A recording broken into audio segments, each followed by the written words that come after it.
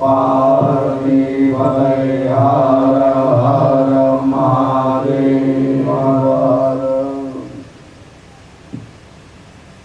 ભાગવતજીના દસમ સ્કંદમાં ભગવાનની દિવ્ય લીલાઓનું વર્ણન છે.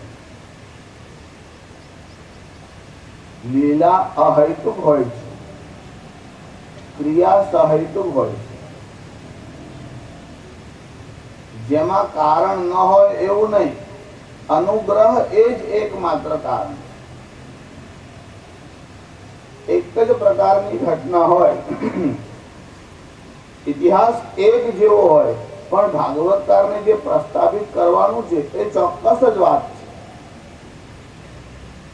જો એક પ્રસંગ નવમ સ્કંદમાં તમને કહ્યો હતો, પ્રસંગ એવો હતો કે રાજા જપ કરવા બેઠો હતો, અગસ્ત્ય મુનિ આવ્યા, રાજા ઉભા ન થયા, અગસ્ત્ય શાપ આપ્યો અને રાજા હાથી થયો. ગજેન્દ્ર મોક્ષની કથામાં તમને કહ્યું. એવો જ પ્રસંગ નવમ સ્કંદમાં આવે છે. પ્રસંગ એવો હતો કે દુર્વાસા નામના મુનિ આવ્યા, અંબરીશને ત્યાં ગયા. દુર્વાસા કોપાયમાન થયા અને દુર્વાસાએ કૃત્ય છોડી, પણ અંબરીશનું અહિત્ય ન થયું. અંબરીશ રાજાનું અહિત ન થયું. જો અહીંયા ઇન્દ્રદ્યુમ્ન હાથી થયો, ત્યાં દુર્વાસા કોપાયમાન થયા, પણ રાજાને હાનિ ન થઈ. બંને ઠેકાણે અહીંયા દુર્વાસાને એવું થયું કે અપમાન થયું છે, ત્યાં અગસ્ત્ય મુનિને થયું. દુર્વાસાના પ્રસંગમાં ભાગવતકારને ભક્તિનો મહિમા સમજાવવાનો છે અને અગસ્ત્ય મુનિના પ્રસંગમાં બ્રાહ્મણનો મહિમા સમજાવવાનો. ભાગવતકાર કોઈ ચોક્કસ લક્ષ્યથી પુરાણોનો ઇતિહાસ કહે છે. જે હેતુથી જે વાત કહેવામાં આવી હોય તે સમજો તો જ એને તાત્પર્ય ગ્રહણ કહેવાય, એને જ શ્રવણ કહેવાય. શુશ્રૂષા શ્રવણમ ચૈવ ગ્રહણમ ધારણમ તથા ઉહાપોહોર્થ વિજ્ઞાનમ તત્વજ્ઞાનાંચ ધીગુણા. જેમ ભાગવતમાં દસમ સ્કંદમાં ચીરહરણની લીલા છે. ભગવાને ગોપીઓના ચીરહરણ કર્યા એટલે વસ્ત્ર હરી લીધા. જ્યાં સુધી વ્યાખ્યાકારોને ન વાંચો ત્યાં સુધી તમને રહસ્ય ખબર ન પડે. સાધારણ લોકો જે છેડછાડ કરે અને ભગવાન જે કામ કરે તેમાં બહુ ભેદ છે. ગોપીઓ સ્નાન કરવાને માટે ગઈ, ભગવાન વૃક્ષના ઉપર ગયા, ગોપીઓના વસ્ત્ર લઈ લીધા. કથા બધાએ બહુ વાર સાંભળી છે. જલના અધિષ્ઠાતા દેવતા વરુણ છે. દેવતાઓના સ્પર્શથી સ્ત્રીઓ દૂષિત થતી નથી. કોઈ સ્ત્રી માર્ગમાં જતી હોય અને સૂર્યનું કિરણ એના ઉપર પડે અને એના બોડીને સ્પર્શ થાય તો સૂર્યના સ્પર્શથી સ્ત્રી દૂષિત થતી નથી. ચંદ્રનો સ્પર્શ થાય, વર્ષાનો સ્પર્શ થાય તો એ દૂષિત થતી નથી. પણ જલના અધિષ્ઠાતા દેવ વરુણ છે એટલે વિવસ્ત્ર સ્નાન ન કરો એ જલના અધિષ્ઠાતા દેવતા વરુણનું અપમાન છે, અનાદર છે. આ ગોપીઓ યમુનાજીમાં વિવસ્ત્ર સ્નાન કરવાને માટે ગઈ. જીવોનો સ્વભાવ કેવો છે? પાપ કરતા બીક લાગતી નથી, પાપ કરતા કોઈ જોઈ જશે એની બીક છે. વિવસ્ત્ર સ્નાન કરવાનો સંકોચ થતો નથી, પણ વિવસ્ત્ર સ્નાન કરતા હોય અને કોઈ જોઈ જાય આવી બીક છે. એક તો જળના અધિષ્ઠાતા દેવ વરુણનો અનાદર થાય છે. ભગવાનને કહેવાનું છે કે વિવસ્ત્ર સ્નાન ન કરો પ્રથમ. બીજું એ કેવળ લૌકિક વાત નથી. વસ્ત્ર જે છે એ બારીક ઓબ્સ્ટેકલ છે, વાસના એ જ વસ્ત્ર છે. જીવ અને શિવ એટલે પરમાત્મા અને જીવ આ બંને વચ્ચે એક વસ્ત્ર છે. નાજુક છે, બહુ પાતળું સાધારણ વસ્ત્ર છે. એક અહંકારનું વસ્ત્ર છે અને બીજું વાસનાનું વસ્ત્ર. એ જ્યાં સુધી ખસાડી ન લો ત્યાં સુધી પરમાત્માનું દર્શન થતું નથી. એક લૌકિક કથા બહુ પ્રસિદ્ધ છે કે ગંગા કિનારે કોઈ સંત રહેતા હતા. એમની પાસે પારસમણી હતો. લોકોમાં એવી ચર્ચા હતી કે આ મહાત્મા પાસે પારસમણી છે. કોઈના મનમાં બહુ લોભ થયો કે લાવ પારસમણી લઈ આવું, સેવા કરવાના બહાને જવું અને પારસમણી લઈ લે. કોઈ એક ભક્ત આવી ઈચ્છાથી ત્યાં ગયો. મનમાં વિચાર કર્યો ગુરુજી આગા પાછા થાય તો જરા જોઈ લઉં ક્યાં મૂક્યો છે. પણ ગુરુજી તો સ્થાન ઉપર બેસે, ગણેશની જેમ હાલે જ નહીં. આને થયું 15 દિવસ થયા, મહિનો થયા, ગુરુજી હાલતા જ નથી. કઈ આમ તેમ જાય તો તપાસ કરાય. પછી સૂર્યગ્રહણ નો દિવસ આવ્યો એટલે બધા સ્નાન કરવા ગયા. ગુરુદેવે પણ કે અહીંયા સ્નાન, મારે ગંગા કિનારે જઈને શું કામ. આને બહુ આગ્રહ કર્યો. ગુરુદેવ આખું ગામ જાય છે, લોકો દૂર દૂર થી આવે છે, તમે નર્મદા અને ગંગાના કિનારે રહો છો, તમે પણ સ્નાન કરવાને જાઓ ને આશ્રમની ચિંતા શું કામ કરો છો, હું સંભાળીશ. ગુરુજીને થયું લાવ બહુ આગ્રહ કરે છે, ગંગા મૈયાની ઈચ્છા લાગે છે, જઈ આવો. ગંગા માતાએ આના મોડે બોલાવી, તમે ગંગામાં સ્નાન કરો ને એનું ફળ તરત મળે. ગંગા પાપમ, ગંગા પાપનો નાશ કરે. શશી તાપમ, ચંદ્રમા તાપનો હરે છે, નાશ કરે છે. ગંગા પાપમ શશી તાપમ દૈન્યમ કલ્પતરુ તથા, અને કલ્પતરુ દરિદ્રતાનો નાશ કરે છે. પણ પાપમ તાપંચ દૈન્યંચ, સંતો એવા છે કે જે ત્રણે ત્રણ પાપને, ત્રણે ત્રણ વાતને હરે છે. પાપને, તાપને અને દરિદ્રતાને, ત્રણેયને હરવાનું સામર્થ્ય સંતોમાં. એટલે તુલસીદાસજી લખે છે કે સંત હૃદય નવનીત સમાના. આ સંતોનું હૃદય નવનીત જેવું છે, માખણના જેવું છે. પણ તુલસીદાસજીને સંતોષ ન થયો એટલે બીજી લાઈનમાં લખ્યું કે ના ના, નવનીત એટલે માખણ જોડે સંતોની તુલના ન થાય. કારણ નિજ પરિતાપ, માખણને તો પોતાને તાપ લાગે તો પીગળે છે, સંતો તો બીજાના તાપથી, બીજાના દુઃખથી પીગળે છે. એટલે નવનીત કરતા પણ વિશેષ વાત. ગુરુ સ્નાન કરવાને માટે ગયા. અહીંયા શોધવા લાગ્યો, પારસમણી ક્યાં મૂક્યો છે, બધે શોધવા લાગ્યો. ગુરુજી જ્યાં પુસ્તકો મૂકતા હતા બધા આગા પાછા કર્યા, બેસતા હતા, એ ગાદી ઊંચી નીચી કરી, ક્યાંય હાથમાં ન આવ્યો.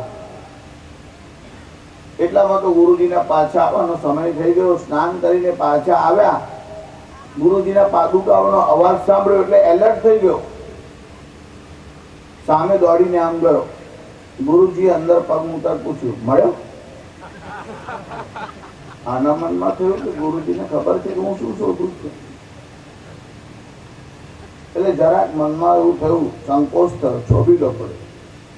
ગુરુજી કીધું શું કામ આટલો બધો ત્રાસ ભોગવે છે? આ સામે તો પડ્યું છે, આ ડબ્બી પડી છે, પેલા ગાદીની પાસે ડાબડી પડી. કે ગુરુજી મારું ધ્યાન તો ગયું, પણ મારા મનમાં એમ કે આમાં તો ન હોય. એનું કારણ જો આમાં પારસમણી હોય તો આ ડબ્બી લોઢાની છે એટલે સોનાની થઈ જવી જોઈએ. પારસમણીનો સ્પર્શ થાય તો લોઢું સોનું થાય. ગુરુજીએ કીધું એ ડબ્બી તો લાવ. ડબ્બી આપી, કીધું આ ખોલ, એટલે ખોલી. એમાં એક પાતળા રૂમાલના અંદર પારસમણી બાંધી રાખ્યો હતો. ગુરુજીએ રૂમાલની ગાંઠ ખોલી અને કપડું વચ્ચેથી ખેંચી લીધું અને પારસમણી ડાબડીમાં પડ્યો. તરત જ ડાબડી સોનાની. પણ પારસમણી અને ડબ્બીની વચ્ચે રૂમાલનું એક પડ હતું. જ્યાં સુધી આ વસ્ત્રનું હરણ ન કરો, જ્યાં સુધી અહંકારનું વસ્ત્ર ન ખેંચી લો, વાસનાનું વસ્ત્ર ન ખેંચો, ત્યાં સુધી જીવ શિવ એટલે પરમાત્મા થતો નથી. ભગવાને ચીર હરણ કર્યું બહુ સ્થૂળ અર્થમાં નહીં, ભગવાને અહંકારનું વસ્ત્ર ખેંચી લીધું. ગોપી ભાવનો અર્થ જ એવો છે, અહંકાર શૂન્ય. જેને અહંકાર આવે છે તે ભગવાનને ગમતો નથી, પણ ભગવાનને અહંકાર ભાવે છે. તમને જેમ કાકડી ભાવે ને તમે કાકડી ખાઈ જાઓ છો ને, એમ પોતાના ભક્તનો અહંકાર હોય તો ભગવાન ખાઈ નાખે છે. અને ભક્તોનો અહંકાર ખાવા માટે ભગવાન લીલા કરે. આ ગોપીઓના વસ્ત્ર હરણ ભગવાને કર્યા. એ ચિર હરણ એ વાસનાનું હરણ છે, અહંકાર.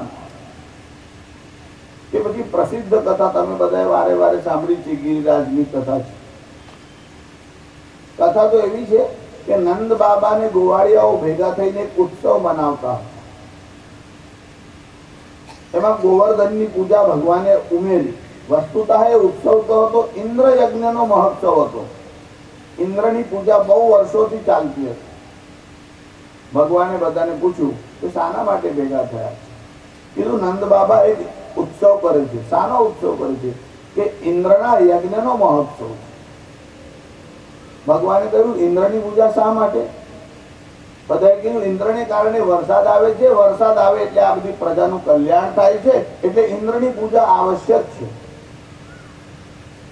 જો જે હજારો વર્ષોથી જે પરંપરા ચાલે છે એ એક બાળકના કહેવાથી, શ્રી કૃષ્ણના કહેવાથી હજારો વર્ષની પરંપરા છોડવાને માટે આ ગોપ બાળકો અને નંદ બાબા તૈયાર થયા. કેવો પ્રભાવ હશે તમે કલ્પના કરી શકો છો. કોઈના ઘરમાં દીવો ચાલતો હોય 10 વર્ષથી અને તમે ના કહો બંધ કરી દો, કોઈ સાંભળે તમારું?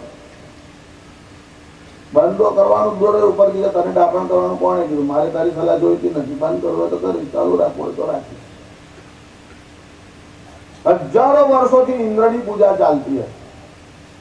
ભગવાને કહ્યું ઇન્દ્રની પૂજા કરો તો વાંધો નહીં, એ વર્ષાના અધિષ્ઠાતા દેવ છે, પણ ઇન્દ્રને કારણે નહીં. મહિમા તો ગિરિરાજનો છે અને વૃક્ષોનો છે. આજકાલ લોકો પર્યાવરણના વિષયમાં બહુ જાગૃત થયા.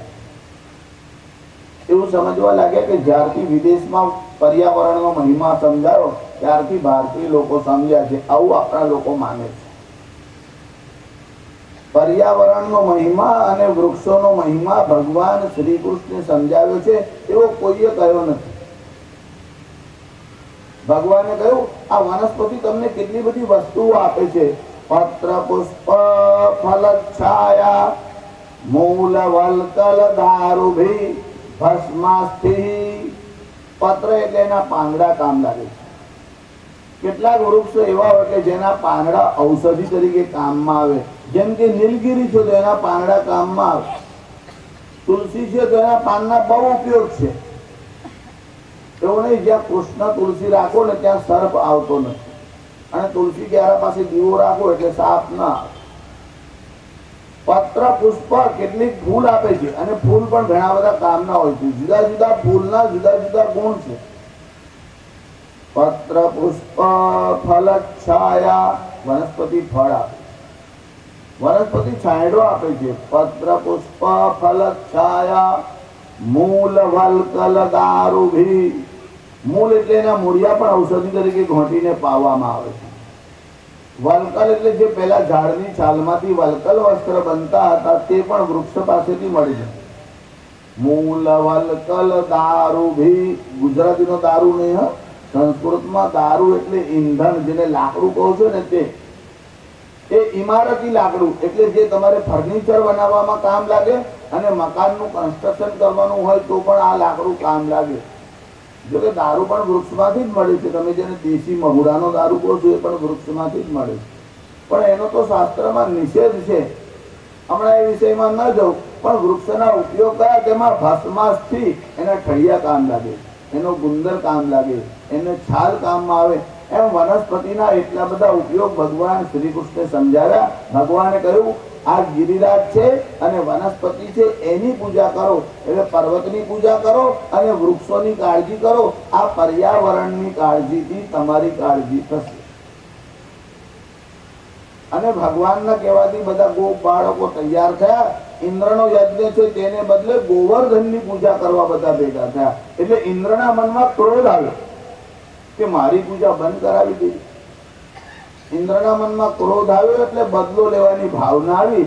ઇન્દ્રના મનમાં થયું આ ગોપ બાળકોને ભેગા કરીને કે ઉલટું સીધું સમજાવે છે, હું આખું નગર જ વહાવી દઉં. એટલે પ્રલયંકારી જે મેઘ હતા વરસાદ તેને બોલાવ્યા અને ઇન્દ્રે આજ્ઞા કરી કે મુશળધાર વર્ષા પવનના તોફાનની સાથે,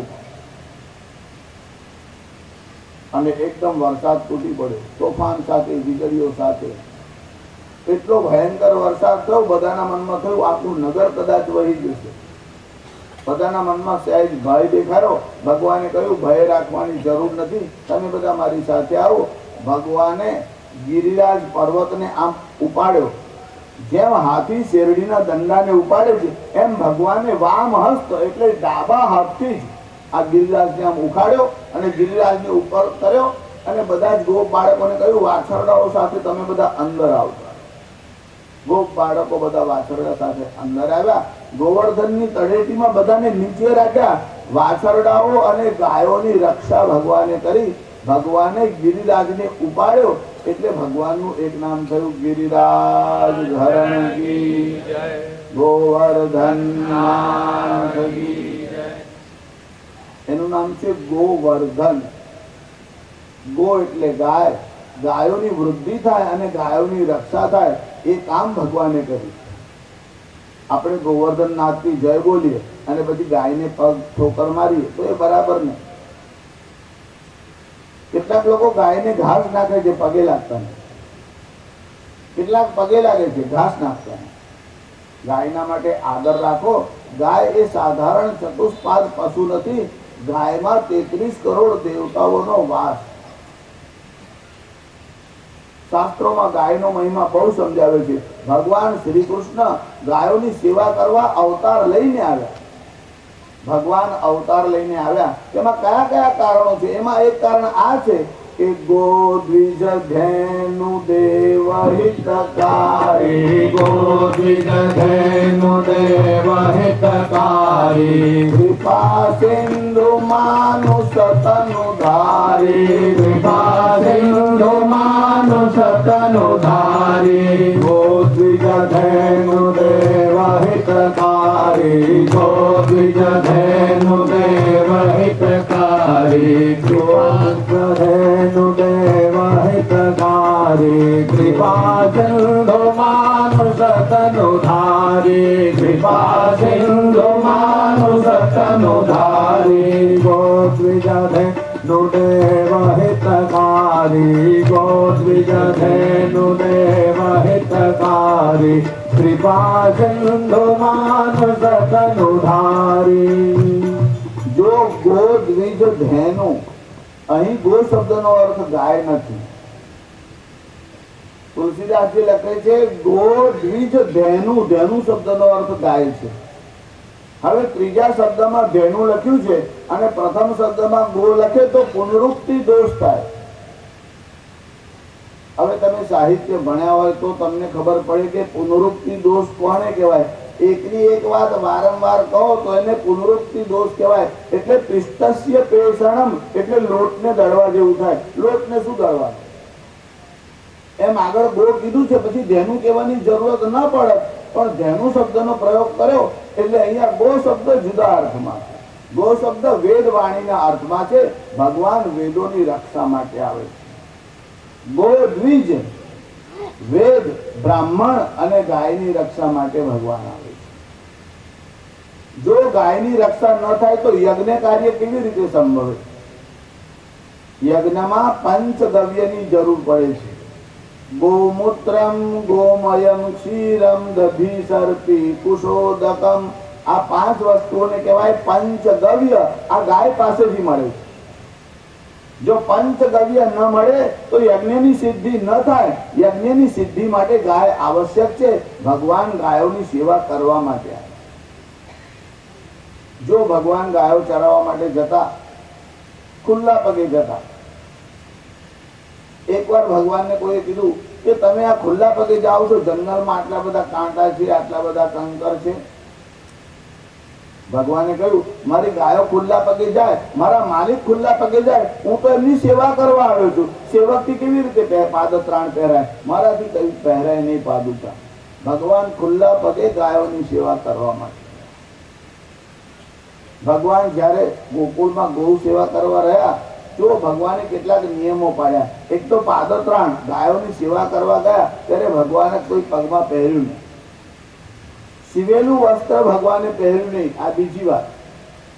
અને યુદ્ધમાં શસ્ત્ર ઉપાડવું નહીં. આ 3 ભગવાનની પ્રતિજ્ઞા હતી. પછી એક પ્રતિજ્ઞા તો પિતામહ ભીષ્મને કારણે તોડી અને શસ્ત્ર ઉપાડીને ગયા. પણ ભગવાન ગાયોની રક્ષા માટે આવ્યા. ત્યારે અહીંયા ગિરિરાજનો મહિમા બતાવ્યો. જ્યારે ગિરિરાજની પૂજા કરવા લાગ્યા ત્યારે ભગવાને શું કર્યું? એક સ્વરૂપથી ગોવર્ધનમાં વિરાજમાન થયા અને એક સ્વરૂપથી ગો બાળકોની સાથે રહ્યા. પછી અન્નકૂટનો ઉત્સવ મનાવવામાં આવ્યો. અન્ન એટલે 4 પ્રકારના અન્ન હોય છે. ભક્ષ્ય, ભોજ્ય, ચોસ્ય અને લેહ્ય. ભક્ષ્ય એટલે જે તોડીને ખવાય તે, જેમ કે ફળ છે, લાડુ છે, જેને આમ દાંતથી તોડીને ખાવ છો તેને કહેવાય ભક્ષ્ય. ભોજ્ય એટલે જે ઈજી ખાઈ શકાય, જેમ કે દાળ ભાત છે, ખીચડી છે, લાપસી છે, તે ભોજ્ય. ભક્ષ્ય, ભોજ્ય. ચોષ્ય જેને તમે જ્યુસને ચૂસીને પીવો છો ને તે. અને લેહ્ય એટલે જેને ચારે ચાર આંગળાથી આમ ચાટીને લો છો ને. જ્યારે નાકમાં તમે જતા હોય ને જમવા ત્યારે જોવા જેવું હોય, કેટલાક લોકો જમવા બેસે પછી છેલ્લે ભાતમાં આમ દાળ નાખે, પછી અથાણું લીધું હોય ને તેનો આમ રસ્તો રેલો આમ જતો હોય, એટલે ચારે આંગળાથી એને આમ બોલાવે, તું કઈ જાય છે, તું કઈ જાય છે, આમ પાછો બોલાવીને ભાતનું આમ ભેગો કરે. અને એનો રંગ પણ એકદમ લાલ લાલ હોય, પછી એને આમ ભાતમાં ભેગો કરે અને જેવા રંગમાં જાય એવા રંગમાં જ પાછો બહાર આવે. ભગંદરમ ભવે તત્ર હરસંચત થઈ વહી. પછી કાં તો ફિસ્ચ્યુલા થાય, કાં તો ભગંદર થાય, પાઇલ્સ થાય. બહુ વધારે મરચું ખાવ તો એવું થઈ શકે છે. પણ એને જે ચાર આંગળાથી આમ તમે લાવો અને પછી ચાટવાની જે ઈચ્છા કરો છો એને કહેવાય લેહ્ય. ત્યારે ચાર પ્રકારના અન્ન છે: ભક્ષ્ય, ભોજ્ય, ચોષ્ય અને લેહ્ય. અને કૂટ એટલે ઢેરી. એ ચારે ચાર પ્રકારના અન્નની જે ઢેરી લગાવવામાં આવે એનું નામ છે અન્નકૂટ. એટલે આપણે ત્યાં બેસતા વર્ષના દિવસે ઠાકોરજીને અન્નકૂટ ધરાવવામાં આવે. જે દિવસે વિદેશમાં લોકોને રસોઈ સંબંધી કઈ જ્ઞાન નહોતું, કાચું માંસ ખાતા હતા, રસોઈ કેવી રીતે પકવવાની તેનું જ્ઞાન નહોતું, ત્યારે આપણે ત્યાં કેટલા બધા પ્રકારના ભોગ બનતા. એ ગિરિરાજના માટે 156 પ્રકારના ભોગ બનાવવામાં. આ ઊંચા બેઠા છે ને એમને કદાચ દેખાતું હશે, એ બધું રાખ્યું છે. નીચે બેઠા એને કદાચ ના દેખાતું હોય, આરતી વખતે જોઈ લેજો, વાંધો નહીં. અહીંયા બધા ભોગ રાખેલા છે. મને તો દેખાય છે કે હું નામ કહી દઉં તમને તો કાન ખુલ્લા રાખશો ને તો સંભળાઈ જશે. હું ખાલી તમને શ્રવણ કરાવી દઉં એટલે તમારા મનથી ધ્યાન ધરશો એટલે દર્શન થઈ જશે.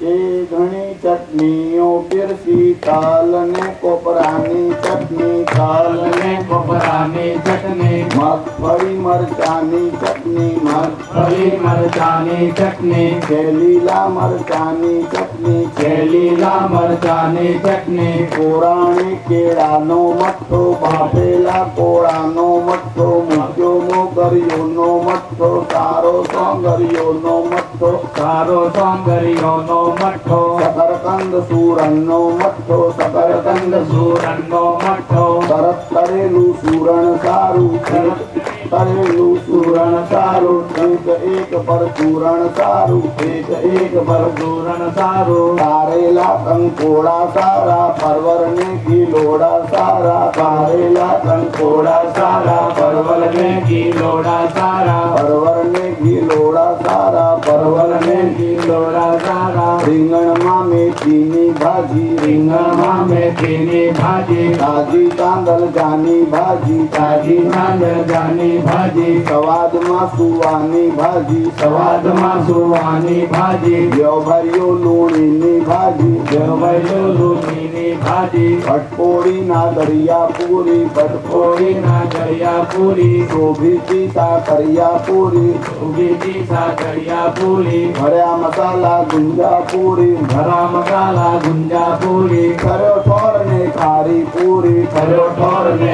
ખારી પૂરી, મનમાની મેદાની પૂરી, મનમાની મેદાની પૂરી, પછી નીકળ્યો કર્યો લાડુ, મગજ ને મગદરિયો લાડુ, મોઘો મોટી ચૂરનો લાડુ, માય રવા બરફીનો લાડુ, સરસ શક્કરપારાનો લાડુ, શક્કરપારાનો લાડુ, સુરી દાળ ને છાટા સાથે કેસરીઓ શ્રીખંડ અને દૂધપાક, ભર્યા કટોરા રસ કેરીના, ભર્યા કટોરા રસ કેરીના, અને મુરબ્બો તે કેરીનો, અને મુરબ્બો તે કેરીનો, છે ચુંદો કાચી કેરીનો, છે ચુંદો કાચી કેરીનો, પછી નીકળ્યા અચાર અથાણું, કેરી અમરખ ડૂકી ધેલું, રાઈ ગોળમાં પટકી ધેલું, તે તરતા તે વેલી ધેલું, ઘેબર ધારી ગુલાબ જાંબુ મૈસૂર મોહન થાળ. 156 પ્રકારના ભોગ બનાવ્યા, પણ ઘરવાળીના હાથ જેવું તો નહીં. મારા મનમાં એમ કે પૂછી જોઈશું, જો બધાને ભાવે તો આપણે વ્યવસ્થા કરીશું, પણ આપણા આયોજકો હવે બંધ રાખજો. વડોદરા વાળાને તો ઘરવાળીને હાથનું જ ભાવે છે, એટલે તમે આટલા બધા ઝંઝટમાં પડશો ના. 156 પ્રકારની વેરાયટી બનાવવામાં આવી. ભક્ષ્ય, ભોજ્ય, ચોષ્ય અને લેહ્ય 4 પ્રકારના અન્નની ઢેરી થઈ. ભગવાન એક સ્વરૂપથી ગોવર્ધનનાથજી થઈને ત્યાં જ વિરાજ્યા અને બીજા સ્વરૂપથી ભગવાન ગોપ બાળકોની સાથે રહ્યા. આ ગોવર્ધનની પૂજા કરવામાં આવી. બધાએ ભગવાનની પૂજા કરી. ગોવર્ધનનાથ કી જય, ગિરિરાજ ધરણ કી જય, નમઃ પાર્વતી પતય, હર હર મહાદેવ હર. અહીં 29 થી 33 5 અધ્યાયમાં રાસક પંચાધ્યાયનું વર્ણન આવે છે. ભગવાન શ્રી કૃષ્ણ રાસ રમ્યા હતા. પરમાત્મા રસ સ્વરૂપ છે. રસો વૈશ એવું આપણે ત્યાં ઉપનિષદોમાં વર્ણન આવે છે. રાસલીલાને કારણે લોકોએ ઘણીવાર બહુ ચર્ચા કરી. કેટલાક લોકોને તો મોકો મળ્યો. જો આ રાસલીલામાં સ્ત્રી અને પુરુષનું મિલન નથી, આ ગોપી એટલે સ્ત્રી અને પુરુષનું મિલન એવું ન સમજો. આ જીવ અને શિવ પરમાત્માના મિલનની કથા છે. જ્યારે આ ભગવાન ગોપીઓની સાથે રાસ ક્રીડા કરવા લાગ્યા ત્યારે શરદ પૂર્ણિમાની રાત્રિ હતી. શરદોત્ફુલ્લ મલ્લિકા. ભગવાન જ્યારે રામજીનું રૂપ લઈને આવ્યા ત્યારે બહુ મર્યાદાઓનું પાલન કર્યું. આ કામદેવ ચડાઈ કરવાના માટે આવ્યો. રામજીને કહ્યું કે મારી ઈચ્છા તમારી સાથે યુદ્ધ કરવાની છે. રામજીએ કીધું કે કર. કામદેવે કહ્યું પણ તમે તો એટલી બધી મર્યાદા પાડો છો, તમે તો પરસ્ત્રીના તરફ વાત કરો તો દૃષ્ટિ સ્થિર રાખતા નથી, તમે પરસ્ત્રીના તરફ જોતા નથી, પછી મને યુદ્ધ કરવાની મજા કેવી રીતે આવે? રામજીએ કહ્યું આ અવતારમાં તો મારે શિક્ષણ આપવાનું છે. ફરીથી લીલા કરવાને માટે આવીશ, તારે યુદ્ધ કરવા માટે આવજે. કૃષ્ણ અવતાર લઈને અવતારે તારી ઈચ્છા પૂરી કરજે. જો આ કામદેવ એકવાર ભગવાન શંકરની સામે પોતાના બાણ ચલાવવા ગયો હતો અને ભગવાન શંકરે ત્રીજું નેત્ર ખોલ્યું અને કામદેવને ભસ્મ કર્યો. ભગવાન કૃષ્ણની સાથે યુદ્ધ કરવાના માટે કામદેવ તૈયાર થયો. ભગવાને કહ્યું દીકરા કેવી લડાઈ લડવી છે? કિલ્લાની લડાઈ લડવી છે કે મેદાનની લડાઈ લડવી?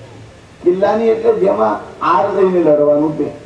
કામદેવે કહ્યું આડ લઈને લડો તો મજા ના આવે, મેદાનની ખુલ્લી લડાઈમાં આવો તો ભગવાને કહ્યું તારી જેવી ઈચ્છા, યમુનાના બ્રિજ પર આવ. ક્યાં આવ? તું કહે ત્યાં આવ. કીધું કે હા પણ શરદ ઋતુમાં આવ. કીધું શરદ ઋતુમાં આવ. પૂર્ણિમાની રાત્રિ આવો કે પૂર્ણિમાની રાત્રિ. ભગવાને બધી જ શરતો માન્ય કરી. તારી તાકાત હોય ત્યાં લડીએ, પણ આપણે ખુલ્લા મેદાનમાં લડીએ.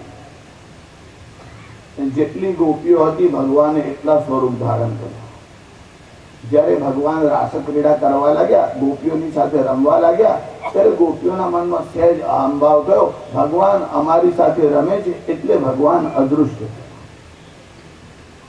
ભગવાન અદૃશ્ય થયા એટલે ભગવાનના વિરહનો તાપ ગોપીઓને લાગ્યો. પછી તો ભગવાનનો વિરહ સહન ન થયો.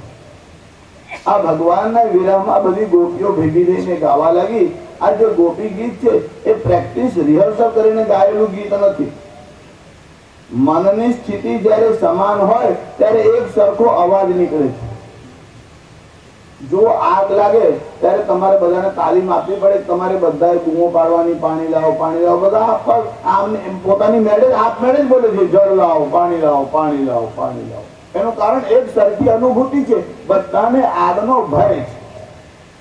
એમ શ્રી કૃષ્ણના વિરહમાં જે ગોપીઓના મનમાં જે તડપ છે ભગવાનને મિલનની, એના માટે બધી ગોપીઓ એક જેવું જ બોલે. આ બધી ગોપીઓ એક સાથે ગાય છે અને ભગવાનને યાદ કરતા જે ગીત ગાય છે એનું નામ ગોપી ગીત. આ ગોપી ગીત આમ તો સ્વતંત્ર વિષય છે, બહુ સુંદર વિષય છે. ભાગવતજીના પ્રસિદ્ધ 5 ગીતોમાં એક ગીત ગોપી ગીત છે.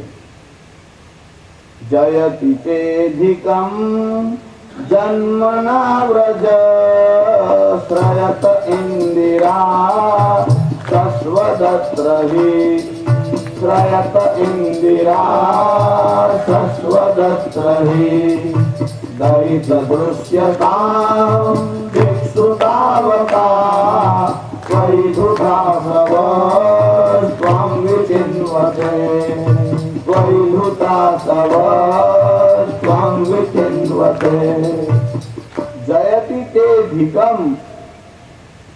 જો આપણે ત્યાં ભાગવતના જ્ઞાતા ગુજરાતમાં એક કૃષ્ણશંકર શાસ્ત્રીજી હતા, એમને ભાગવત પિયુષ લખ્યું છે, એમાં ગોપી ગીતનો ગુજરાતી ભાવાનુવાદ આપ્યો.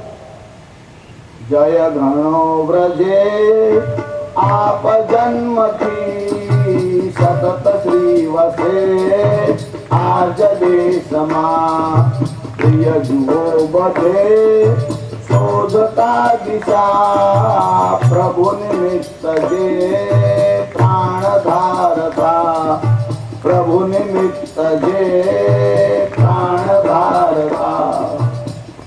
એનો આરંભ ક્યાંથી કર્યો છે? જયતિ તે ધીકમ. જો ગોપી ગીતમાં ગોપીનો રાષ્ટ્ર પ્રેમ દેખાય છે, દેશભક્તિ દેખાય છે. દેશભક્તિનું પ્રમાણ શું છે? ગોપી ભગવાનની ચારે બાજુ ઊભી છે અને ભગવાનને કહે છે અમારું વ્રજ બહુ મહાન છે. આ પૃથ્વી પર કોઈ સુંદરમાં સુંદર ભૂમિ હોય તો વ્રજ ભૂમિ. ભગવાને કીધું પોતાનું ગામ ને પોતાની માં તો બધાને સારી લાગે, બધા વખાણે. એમાં તમે વખાણ કરો તો હું માનું કેવી રીતે? ગોપીઓ કહે છે અમારી પાસે પ્રમાણ છે કે વિશ્વમાં આવો સુંદર કોઈ દેશ નથી, આવી સુંદર કોઈ ભૂમિ નથી. ભગવાન કહે છે હું તો દરેક વાત પ્રમાણથી માનું, આમને માનું નહીં, મને પ્રમાણ આપો. એટલે આ ગોપીઓ બધી ઘેરી વળી ભગવાન શ્રી કૃષ્ણનો હાથ પકડીને કહેવા લાગી આ રહ્યું પ્રમાણ. ભગવાન વિચાર કરવા લાગ્યા પ્રમાણ શું બતાવે? ભગવાનનો જ હાથ પકડીને કહે છે આ રહ્યું પ્રમાણ. કહો આટલી મોટી દુનિયા છે, પૃથ્વીનો ડાયામીટર 12,700 કિલોમીટર છે, તમે અહીંયા શું કામ આવ્યા? આફ્રિકામાં કેમ ના ગયા? ઓસ્ટ્રેલિયામાં કેમ ના ગયા? આ પૃથ્વી કઈ નાની નથી. કેટલા બધા દેશ છે, Swiss, German, Czechoslovakia, Yugoslavia, Hungary, તન્મધ્યે ઓસ્ટ્રિયા, જ્ઞેય, ઇટાલી, ષષ્ઠમેવ ચ આઇનેપોલેપ, ફિનલેન્ડ, ડેનવિલ, સ્પેન, પોર્ટુ, ફ્રાન્સ ચ ગ્રીસ, આલ્બેનિયા, રોમેનિયા ચ બલ્ગે, સ્વીન, ઉસતર ઋષિ. આટલા બધા તો કન્ટ્રી યુરોપમાં જ છે. અને આટલા મોટા મોટા સિટી, એમાં વ્રજ જેવું એક નાનકડું ગામ ઉત્તર પ્રદેશના અંદર.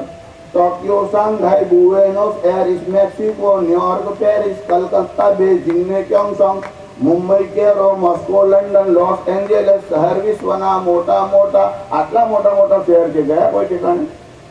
આ નાઇલ નદી નથી આટલી બધી મોટી? નાની મોટી, લાંબી મોટી નાઇલ, એમેઝોન, રણ સહરા ને દેશ રશિયા, ખંડ એશિયા, સાઇબેરિયન રેલવે, રશિયાની દિવાલ વસ્તી, ચીનની મોટી એન્જલ ધોધ ને એફેલ ટાવર, પેસિફિક ઊંડો ને એન્ડ્રિજ, પર્વત લાંબો, ટાપુ મોટો, ગ્રીનલેન્ડ ને આટલી બધી વિશેષતાઓ વિશ્વમાં છે.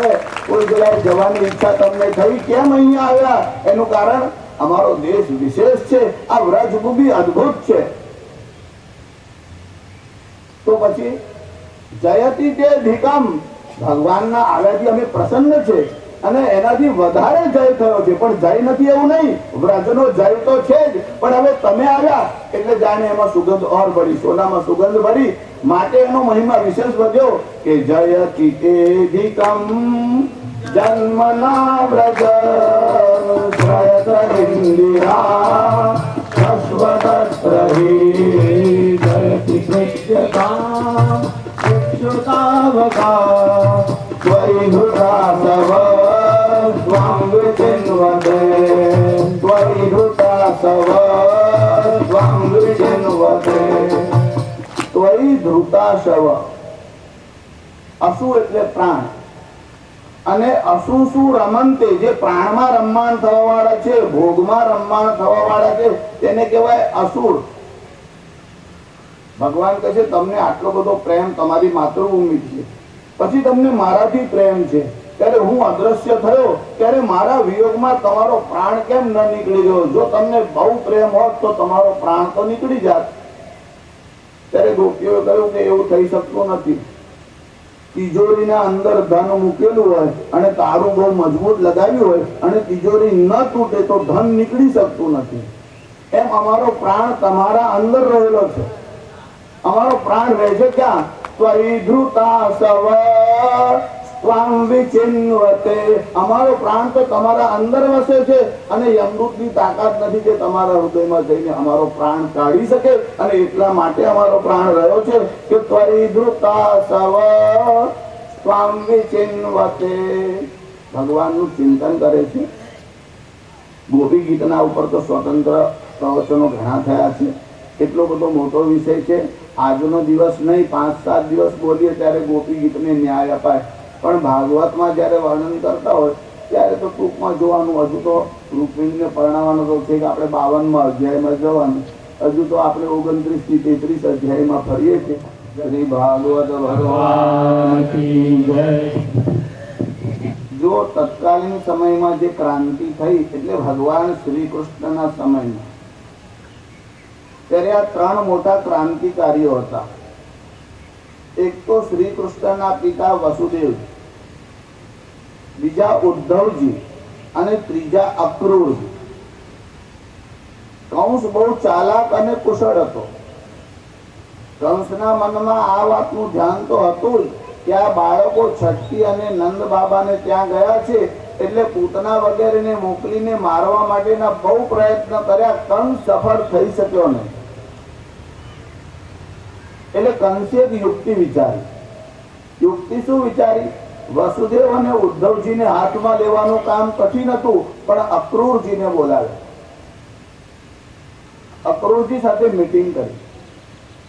જો અભિનય કરવામાં કંસ બહુ કુશળ છે, અક્રૂરજીનો હાથ પોતાના હાથમાં પકડી અને અક્રૂરજી માટે બહુ સ્નેહ હોય એવું બોલવા લાગ્યો, મારું કામ તમારાથી જ થાય, બીજું કોઈ કરી શકે. મારી એવી ઈચ્છા છે, હું એક અહીંયા યજ્ઞ કરું છું. આ યજ્ઞમાં તમે નંદ બાબાના વ્રજમાં જાઓ અને બધાને નિમંત્રણ આપી અને અહીં લાવો. તાત્પર્ય એવું કે બલરામ અને કૃષ્ણને અહીં લઈ આવો, યજ્ઞ જોવાના બહાને આવે અને હું એમને મારવાનું ષડયંત્ર કરું. આવા પ્રી પ્લાન યોજનાબદ્ધ કાર્યક્રમથી કંસે અક્રૂરજીને મોકલ્યા. અક્રૂરજી વ્રજમાં ગયા. અક્રૂરજી પરમાત્માના ભક્ત છે, પરમ ભક્ત છે. જો કે આગળ 10મ સ્કંદમાં જેવી એક કથા આવે છે કે અક્રૂરજીના મનમાં મણી માટે લોભ થયો હતો. ભક્તિ માર્ગમાં લોભ વિઘ્ન કરે છે. ભક્ત હોય ને એના મનમાં પણ લોભ બહુ હોય છે. લોભ છૂટતો નથી. માણસ આખી જિંદગી ભક્તિ કરે પણ લોભ છૂટતો નથી. અક્રૂરજીના મનમાં પણ લોભ થયો હતો, પણ એ અક્રૂરજીને સાધન બનાવી અને કંસે કહ્યું કે તમે રામ અને કૃષ્ણ, રામ એટલે બલરામ અને કૃષ્ણને યજ્ઞ જોવાના બહાને આપણે મથુરામાં લાવો અને પછી વિચાર કરીશું શું કરું. અક્રૂરજી વ્રજની યાત્રાએ રથ તૈયાર કરવામાં આવ્યો. એમનો રથ બહુ સુંદર હતો, ભગવાનના જેવો દિવ્ય રથ હતો. અક્રૂરજીનો રથ નગરમાં આવ્યો. બધાના મનમાં થયું કદાચ શ્રી કૃષ્ણ આવ્યા હશે એવો મનમાં વિચાર આવ્યો. રથ અક્રૂરનો આવો. જ્યારે ભગવાનને લેવા માટે અક્રૂરજી ગયા ત્યારે સાયંકાળનો સમય થયો, એટલે ગોદોહનનો સમય થયો હતો. આ ગોપીઓ બધી ગોદોહન, ગાયને દોહવા માટે બેઠી હતી. જ્યાં અક્રૂરજીએ પ્રવેશ કર્યો રથમાં, શું જોયું? ગોદોહના બેસલા ગોપદારા. આ બધી ગોપ સ્ત્રીઓ ગાયોનું દોહન કરવા માટે બેઠી હતી. તેમના હાથમાં પાત્ર હતું. બંને જાનુ એટલે ઢીકણના વચ્ચે પાત્ર રાખી અને ગાયના નીચે આંચળ ધોઈને બેઠી હતી.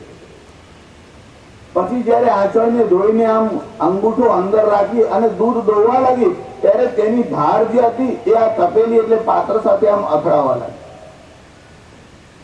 અને જયારે ક્ષીર એટલે દૂધની ધારા અંદર આવી અને પાત્ર સાથે અથડાઈ ત્યારે એમાંથી ધ્વનિ આવવા લાગ્યો, અવાજ આવવા લાગ્યો કે ગોવિંદ દામો ધર્માધવેતી, ગોવિંદ દામો ધર્માધવેતી, ગોવિંદ દામો ધર્માધવેતી.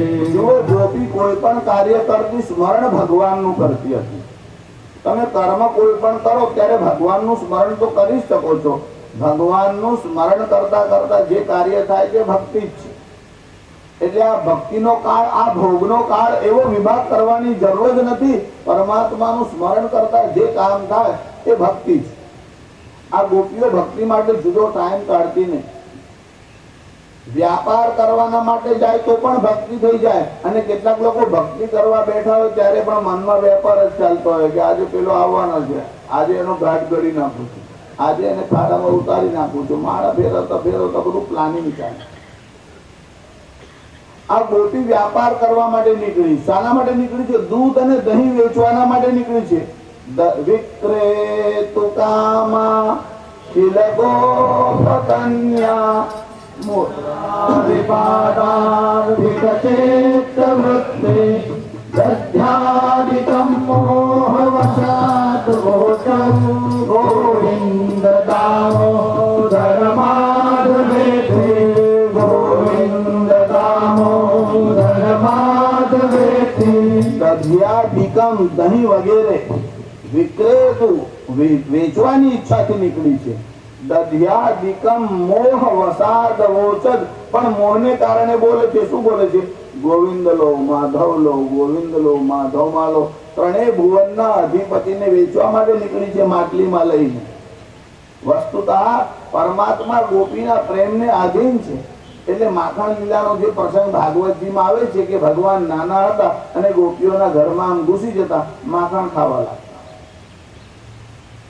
પછી જયારે ભગવાન ગોપીઓના પાસે માખણ માંગે ત્યારે ગોપી કહે કે તને માખણ આપું, પણ એક શરત. ભગવાન કહે બોલ, તું પેલા નાચ, નાચે તો તને માખણ આપ. અને ભગવાન નાચવા લાગે. જેના ઈશારાથી આખું બ્રહ્માંડ નાચે એ ગોપીના કહેવાથી નાચવા લાગે. गोपी कैसे नचाया तुझे, भले तू जगत को नचाता रहा। नंद निकेतन में नाचे हैं जो, नंद निकेतन में नाचे हैं जो, वही है पर ब्रह्म वेदांत का। नंद निकेतन में नाचे हैं लोग, कहे वेद तू तो खाता नहीं, कहे वेद तू तो खाता नहीं, चुरा के तू नवनीत खाता रहा, चुरा के तू नवनीत खाता रहा।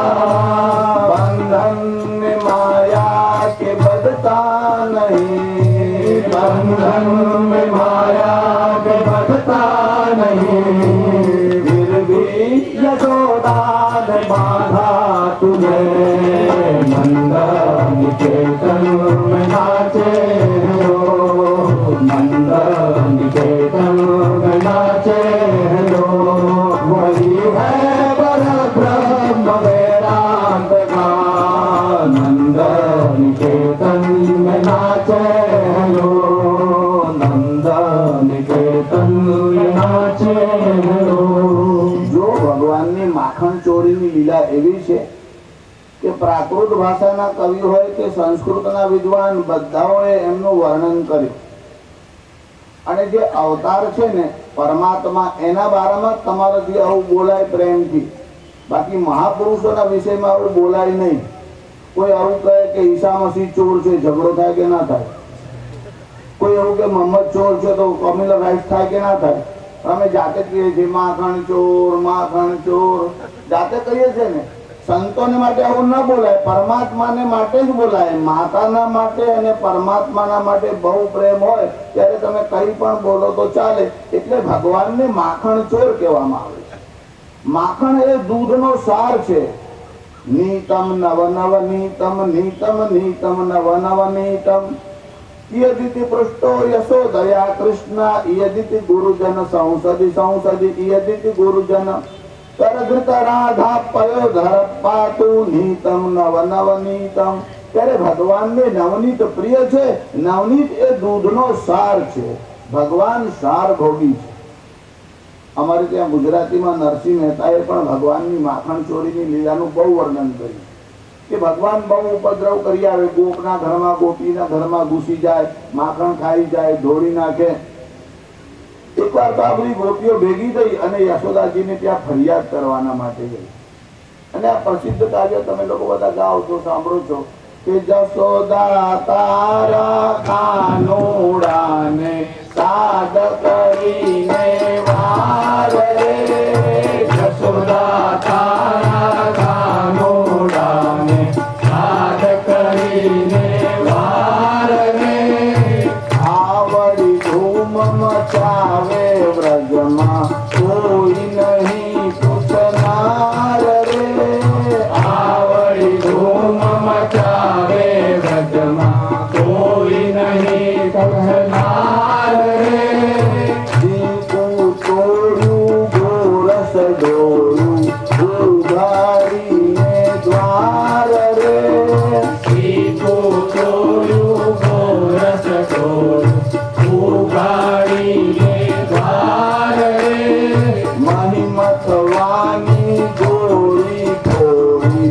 આશા કહીએ લાડ રે, મહિમતવાની ગોળી ખોળી આશા કહીએ લાડ રે.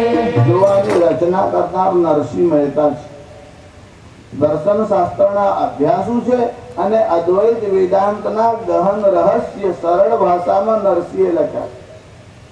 કાવ્ય તમે બધા ગાઓ છો, અંતમાં નરસિંહ મહેતા જે લખે છે તે યાદ રાખો. આ બધી ગોપીઓ ભેગી થઈ અને યશોદાની પાસે આવી અને ફરિયાદ કરવા લાગી કે આવું કોઈ લાડ હોય, આટલું બધું નુકસાન કરી આવે, આ મહી જેમાં દહીં મથીએ છીએ ગોળી પણ ફોડી નાખી. ત્યારે યશોદાજી આ બધી ગોપીઓને કહે છે કે આ બધી ભેગી થઈને સંપ કરીને આવી છે મારા લાલા ઉપર આરોપ કરવાના માટે. એ તો આવું કામ કરતો જ નથી.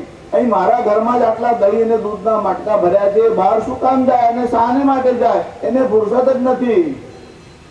તમે બધા જે બોલો છો એ ખોટી વાત છે, જુઠ્ઠી વાત છે. સાચી વાત કોની છે? નરસૈયાનો સ્વામી સાચો જૂઠી વ્રજની નાર રે, નરસૈયાનો સ્વામી સાચો જૂઠે વ્રજની નાર રે, નરસૈયાનો સ્વામી સાચો જૂઠી વ્રજની નાર રે, નરસૈયાનો સ્વામી સાચો માત્ર નરસૈયાનો સ્વામી છે. નિત્ય વસ્તુ એકમ બ્રહ્મ તદ વ્યતિરિક્તમ સર્વમ અનિત્યમ અયમેવ નિત્ય અનિત્ય વસ્તુ વિવેક. સત્ય વસ્તુ એ પરમાત્મા છે, જૂઠી વ્રજની નાર રે, બાકી બધા જ જૂઠા છે, પરમાત્મા જ કેવળ સત્ય છે. બ્રહ્મ ઇઝ ઓનલી રિયાલિટી, ધ જીવ ઇઝ બ્રહ્મ ઇટસેલ્ફ એન્ડ નથિંગ એલ્સ. વસ્તુતઃ આ જગતને સેલ્ફ એક્ઝિસ્ટન્સ નથી. બ્રહ્મ સત્યમ જગન મિથ્યા. બ્રહ્મ is only reality, the world is unreal. હમણાં થોડા વખત પહેલા તમે ટીવીમાં બધી ચર્ચા જોતા હતા. આજકાલ આ યોગાચારી ને રોગાચારીઓ પણ બધા બ્રહ્મ સત્યમ જગન મિથ્યા ઉપર બોલવા લાગ્યા છે. ત્યારથી થોડો થોડો અનર્થ થવા લાગ્યો. એમને કીધું કે જગત મિથ્યા નથી. એટલું જ નહીં, બીજા એક સિદ્ધાંતને માનવાવાળા લોકોએ એવું કહ્યું કે જે જગતના ગુરુ છે તે એવું કહે છે કે જગત મિથ્યા છે. એવું કેવી રીતે બને? જો ભાઈ, તમારી પાસે જે ઘરેણા જે છે ને એના આકાર જુદા જુદા હોય, એ પણ નરસિંહ મહેતાએ જ લખ્યું છે કે ઘાટ ઘડિયા પછી નામરૂપ જૂજવા, અંતે તો હેમનું હેમ હોય. મૂળમાં તો એક જ સોનું છે, એમાં અંગૂઠી બનાવો, બાજુબંધ બનાવો, કુંડલ બનાવો, કંકણ બનાવો. ઘાટ ઘડિયા પછી નામરૂપ જૂજવા, ઘાટ ઘડ્યા પછી નામ અને રૂપ જુદા છે. નેમ એન્ડ ફોર્મ્સ એ બધા બહુ છે, પણ વસ્તુતઃ તો સુવર્ણ જ છે. એક આચાર્ય એવું કહ્યું કે અમે એવું માનીએ છીએ કે અંગૂઠી પણ સત્ય છે અને સોનું પણ સત્ય છે. ત્યારે અદ્વૈત સિદ્ધાંતનું પ્રતિપાદન કરવા વાળા જે સંન્યાસી હતા તેમને કહ્યું, એક કામ કરો, જો અંગૂઠી સત્ય હોય અને સોનું પણ સત્ય હોય તો મારું સોનું આપી દો અને તમારી અંગૂઠી લઈ જાઓ. સોનું કાઢી લીધા પછી અંગૂઠીનું અસ્તિત્વ રહી શકતું નથી. અંગૂઠીનું અસ્તિત્વ સોનાને કારણે છે, એમ આખા જગતનું અસ્તિત્વ પરમાત્માને કારણે છે. જેમ સમુદ્ર અને તરંગ છે, ocean can exist without wave. સમુદ્ર તરંગ વગર રહી શકે છે, પણ તરંગ સમુદ્ર વગર રહી શકતો નથી. પરમાત્માને સેલ્ફ એક્ઝિસ્ટન્સ છે, સ્વસત્તા છે, જગતને સ્વસત્તા નથી. નરસિંહ મહેતાને આજ કહેવાનું છે કે નરસૈયાનો સ્વામી સાચો દુઃખી વ્રજની નાર રે. નરસૈયાનો સ્વામી સાચો દુઃખી વ્રજની નાર રે. યશોદા તારા કાનુડાને સાજ કરીને વાર રે. યશોદા તારા કાનુડાને સાજ કરીને વાર રે. કાને કાળે મળીને આવે ટોળે વળી દસ પાર રે. કાને કાળે મળીને આવે ટોળે વળી દસ પાર રે. નરસૈયાનો સ્વામી સાચો દુઃખી વ્રજની નાર રે. નરસૈયાનો સ્વામી સાચો દુઃખી વ્રજની નાર રે. શ્રી ભાગવત ભગવાન કી જય. મારે કહેવાનું છે, સંસ્કૃતના કવિ હોય કે પ્રાકૃત ભાષાના હોય, આ શ્રી કૃષ્ણના ચરિત્રમાં બધા જ લોકો પાગલ બન્યા છે.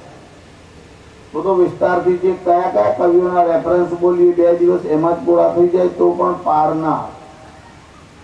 થોડી મથુરાના રાજકારણ તરફ દૃષ્ટિ કરીએ.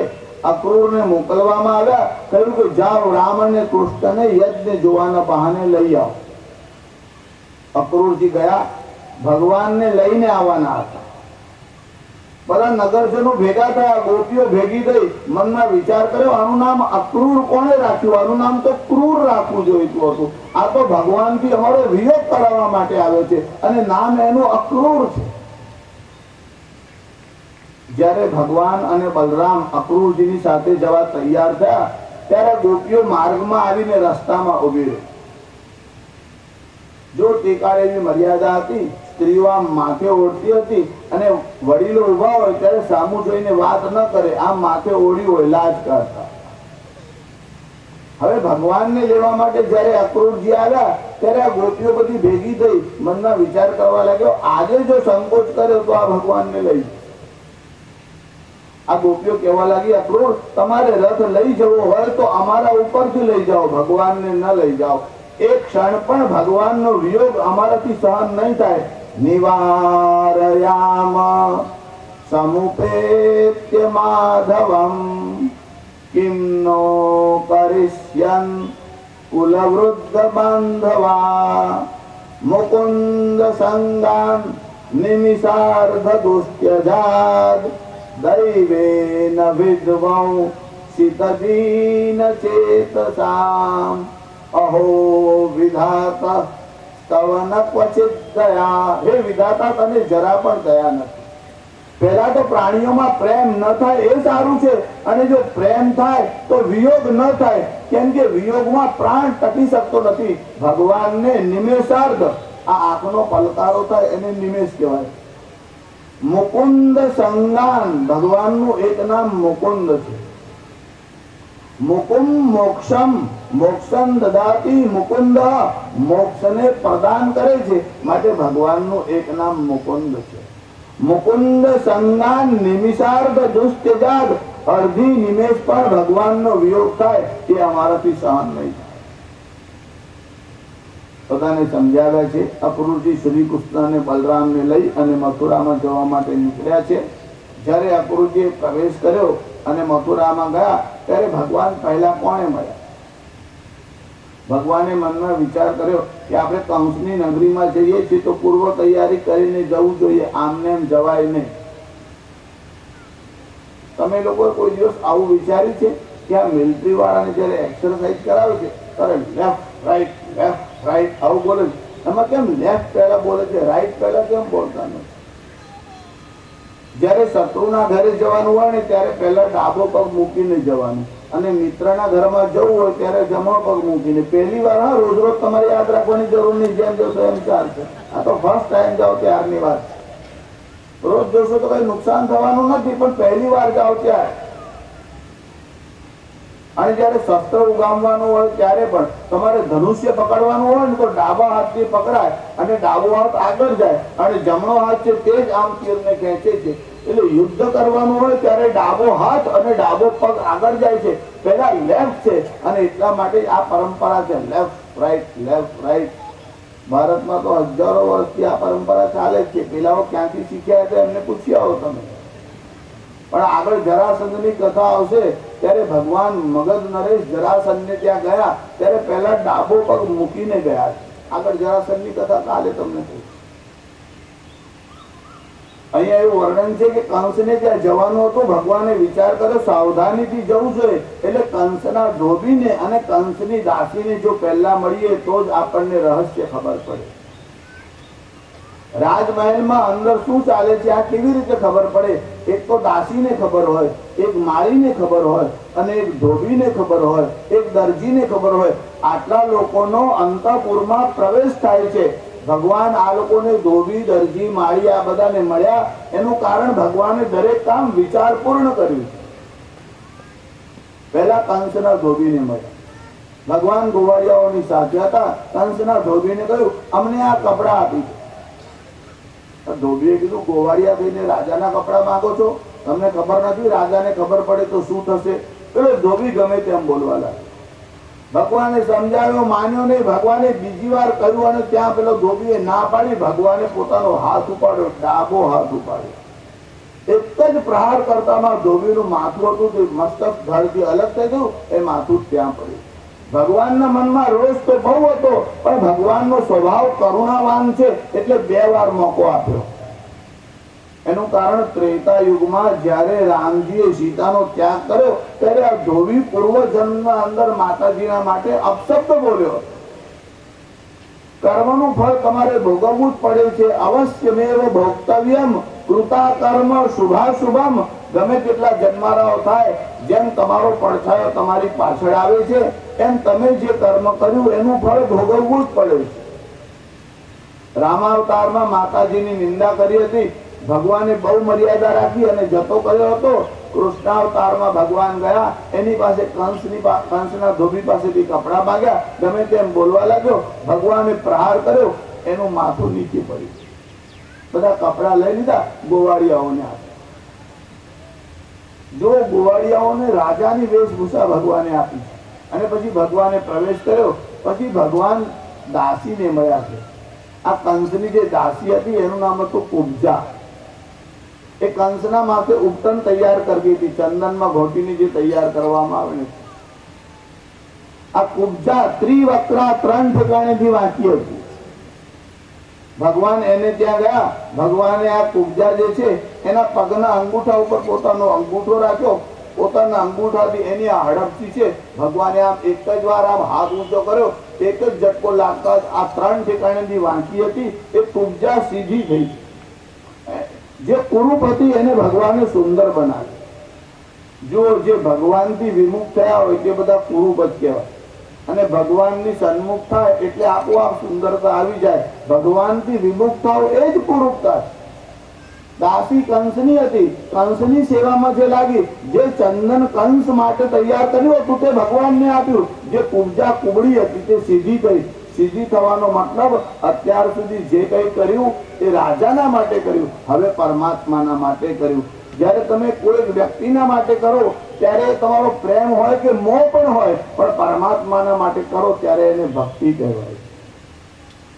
એટલે એનું પરિણામ બદલાઈ જાય. તમે લોકો ઇતિહાસમાં અકબરનું નામ સાંભળ્યું. એના દરબારમાં જે ગાયક હતો તેનું નામ હતું તાનસેન. તાનસેનનો અવાજ બહુ સરસ. અકબર આમ સાંભળે બહુ પ્રસન્ન થઈ જાય. પછી ઘણીવાર અકબરના મનમાં વિચાર આવે કે આની પાસે સંગીતનું આટલું બધું જ્ઞાન છે, એના ગુરુ કોણ છે? તાનસેનને પૂછ્યું તારા ગુરુ કોણ છે? તો કહે છે કે તમારી ઈચ્છા હોય તો એકવાર મળવા માટે લઈ જાઓ. ત્યારે અકબરે કહ્યું એમને દરબારમાં બોલાવી લાવો, આપણે એક સંગીતનો કાર્યક્રમ રાખીએ. તાનસેને કીધું એવું ન થાય. એ અહીંયા દરબારમાં ના આવે. તમારી ઈચ્છા હોય તો તમારે ત્યાં આવવું પડે. તમે કહો ત્યારે ગાય નહીં, એ ગાતા હોય ત્યારે તમારે જવું જોઈએ. અકબરના મનમાં થયું ભલે આમના ગુરુ છે તો એમની અનુકૂળતા પ્રમાણે જઈએ. એટલે તાનસેનને સાથે લઈ અને હરિદાસના દર્શન કરવાની ઈચ્છાથી અકબર અને તાનસેન બંને ભગવાનના પરમ ભક્ત હતા. ભગવાનની સામે બેસી અને આમ ગાતા હતા. અકબર અને તાનસેન સંતાઈને સાંભળવા. એટલું મધુર સંગીત હતું. અકબર આમ એટલો પ્રસન્ન થયો, તન્મય થઈને આમ ડોલવા લાગ્યો. ગીત પૂરું થયું એટલે ગુરુની પાસે ગયા, જઈને પ્રણામ કર્યા. તાનસેને પરિચય કરાવ્યો, આ સમ્રાટ અકબર છે. અકબરે કહ્યું, તાનસેન એક વાત કહું, અત્યાર સુધી મને એવું લાગતું હતું કે તારા જેવો અવાજ વિશ્વમાં કોઈનો છે જ નહીં, પણ તારા ગુરુને સાંભળ્યા પછી મને એવું લાગે છે કે તારો અવાજ પણ ફીકો છે. તારા ગુરુનો અવાજ બહુ જ મધુર છે. એનું કારણ શું, એનું રહસ્ય શું? ત્યારે તાનસેને કીધું કે જગદીશ્વર માટે ગાય છે અને હું દિલ્હીશ્વર માટે ગાઉં છું. એટલે રાજાના માટે કામ કરો અને ભગવાનના માટે કામ કરો એમાં ફરક છે. આ કુબ્જા અત્યાર સુધી ચંદન દ્રષ્ટિ હતી, પણ કંસના માટે દ્રષ્ટિ હતી. હવે શ્રી કૃષ્ણના માટે ઘસવા લાગી. આજે કુબડી હતી, કુબ્જા હતી, એ સુંદરી થઈ.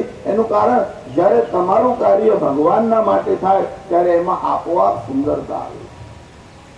બીજું, ભગવાનને તમે આપી શું શકો? કુબ્જાએ માત્ર ચંદન આપ્યું હતું. તમે ભગવાનને શું અર્પણ કરો છો એવું ભગવાન જોતા નથી. બીજી વાત એવી છે કે ભગવાનને જે ગમતું હોય તે તમારે ભગવાનને આપવું જોઈએ. તમે ભગવાનને શું આપી શકો જરા એનો વિચાર તો કરો. રત્નાકરસ્તવ ગૃહમ ગૃહિણી ચ પદ્મા. ભગવાન ક્યાં રહે છે? ક્ષીર સાગરમાં રહે છે. પંચમ સ્કંદમાં બધા સાગરનું વર્ણન આવે છે. એમાં ક્ષીર સાગર એટલે દૂધનો દરિયો, પછી ઘૃત એટલે ઘીનો દરિયો, પછી દધી એટલે દહીંનો દરિયો. તમારા મનમાં તો શાસ્ત્રીજી આવું બધું વર્ણન ભાગવતજીમાં આવે, પણ સાચી એવા દરિયા હશે? દૂધનો દરિયો હોય, ઘીનો દરિયો હોય, દહીંનો દરિયો હોય, એવું હોય ખરું? હોય તો શાસ્ત્રીજી એડ્રેસ આપીને જાઓ તો સારું. કોઈક વાર સવારે ના આવ્યો હોય ત્યારે અમે અને આ પાણીના નળ નાખીએ છીએ તે જેમ પાણીની ટાંકી છે ને એમ દૂધનો દરિયો હોય તો એક લાઈન દૂધમાંથી, એક ઘીમાંથી, એક દહીંમાંથી, એટલે 7 નળ અલગ અલગ ખોલી દે. દૂધ, દહીં, ઘી, શેરડીનો રસ, જ્યારે જે જોયું તે નળ ખોલવાનો. આ બધી ઝંઝટ મટી જાય. જો એ ભગવાન ક્ષીર સાગરમાં શયન કરે છે, દૂધના દરિયામાં ભગવાન શયન કરે. આ દૂધનો દરિયો એટલે તમે થોડો વિચાર કરો કે આ દૂધ જગતમાં આવે છે ક્યાંથી આવે? આ ગાયના આંચળમાંથી તમે દૂધ કાઢો છો, પણ એ આંચળને તમે કાપો તો એમાંથી શું નીકળે છે? લોહી નીકળે છે, દૂધ ન નીકળે. તમે એક બોટલમાં છાશ ભરી હોય, દબાવો તો પણ છાશ નીકળે અને કાપો તો પણ છાશ નીકળે. પણ આંચળને દબાવો તો દૂધ નીકળે અને કાપો તો લોહી નીકળે. એનું શું કારણ? આ જેટલા દૂધ આપવા વાળા પ્રાણીઓ છે, અરે બાળકના જન્મ પહેલા સ્ત્રીના વક્ષમાં દૂધ આવે છે, તે ક્યાંથી આવે છે? જેટલા વનસ્પતિમાં દૂધાળા ઝાડ છે, જેમ કે થોર છે એમાં દૂધ છે, વડ છે એમાં દૂધ છે, એ બધામાં દૂધ ક્યાંથી આવે છે? આ બધામાં દૂધ આવે છે એ પેલા ક્ષીર સાગરમાંથી આવે છે, દૂધના દરિયામાંથી આવે. પણ શાસ્ત્રીજી એના માટે કોઈ ટાંકી બનાવી હોય એવું તો દેખાતો નથી. એ ટાંકીઓ તો મનુષ્ય બનાવવાની. તમારે ઘરમાં પાણી જોઈતું હોય તો ઉપર ટાંકી બનાવવાની, 50 બેડાની, 100 બેડાની. આ વરસાદ આવે છે તો ઉપર ટાંકીઓ બનાવી રાખેલી છે. કોઈને શિલ્પીને મોકલેલો કે જાઓ ટાંકીઓ બનાવો. કેટલા ગેલન પાણીમાં દેવો? 4 મહિના સુધી સતત પાણી આવે તો પણ જથ્થો. અરે કોઈ વાર તો એટલો બધો આવે કે નીચે વાળા હાથ જોડી કે હવે બસ કર, હવે બસ કર. પેલા કે મોકલ મોકલ, પછી આવે ત્યારે કે હવે બસ કર. ત્યારે આ ક્ષીર સાગર જે છે એ ઈશ્વરની કૃપા છે અને એમાંથી જ આ બધા પ્રાણીઓને દૂધની પ્રાપ્તિ થાય.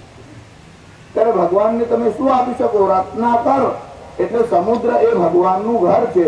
રત્નાકરસ્તવ ગૃહમ ગૃહિણી ચ પદ્મા. અને લક્ષ્મી એ ભગવાનની પત્ની છે. ત્યારે લક્ષ્મીના પતિને તમે શું આપી શકો? કોઈ આમ ગજવામાંથી રૂપિયો કાઢીને ભગવાનના મંદિરમાં આમ નાખતો હોય, ભગવાનના મનમાં તો પેલા બાકીના મૂકી દે, તારા બાપના નથી, ઈશ્વરની કૃપાથી મળ્યા. સમજો કોઈ સાહેબ હોય, ઘરમાં આવે, પગાર થયો હોય અને એમાંથી પગારની થપ્પી પડી હોય, 10,000 રૂપિયા ગજવામાં પડ્યા હોય અને કોટ આમ ચીટી ઉપર ટાંગી દે. પછી સાહેબનો છોકરો ત્યાં આવે, અંદરથી 10,000 રૂપિયા કાઢે, એમાંથી 10ની નોટ કાઢીને બાપને આપે, લો પપ્પા ઉડાવો મારા તરફથી. એનો બાપ કે થપ્પડમાં પેલા અંદર મૂક પેલા, એના જ લઈને પાછો એને. ત્યારે તમે ભગવાનને અર્પણ કરવા જાઓ છે, તમારી પાસે આવ્યા ક્યાંથી? બધું ઈશ્વરનું જ છે, તમારું કઈ છે જ નહીં. રત્નાકરસ્તવ ગૃહમ ગૃહિણી ચ પદ્મા દેયમ કિમસ્તિ ભવતે જગદીશ્વરાય. પ્રભુ તમને કઈ વાત આપું તો તમને આનંદ થાય? તો કે જેની પાસે જે વસ્તુ ન હોય તે આપો તો રાજી થાય.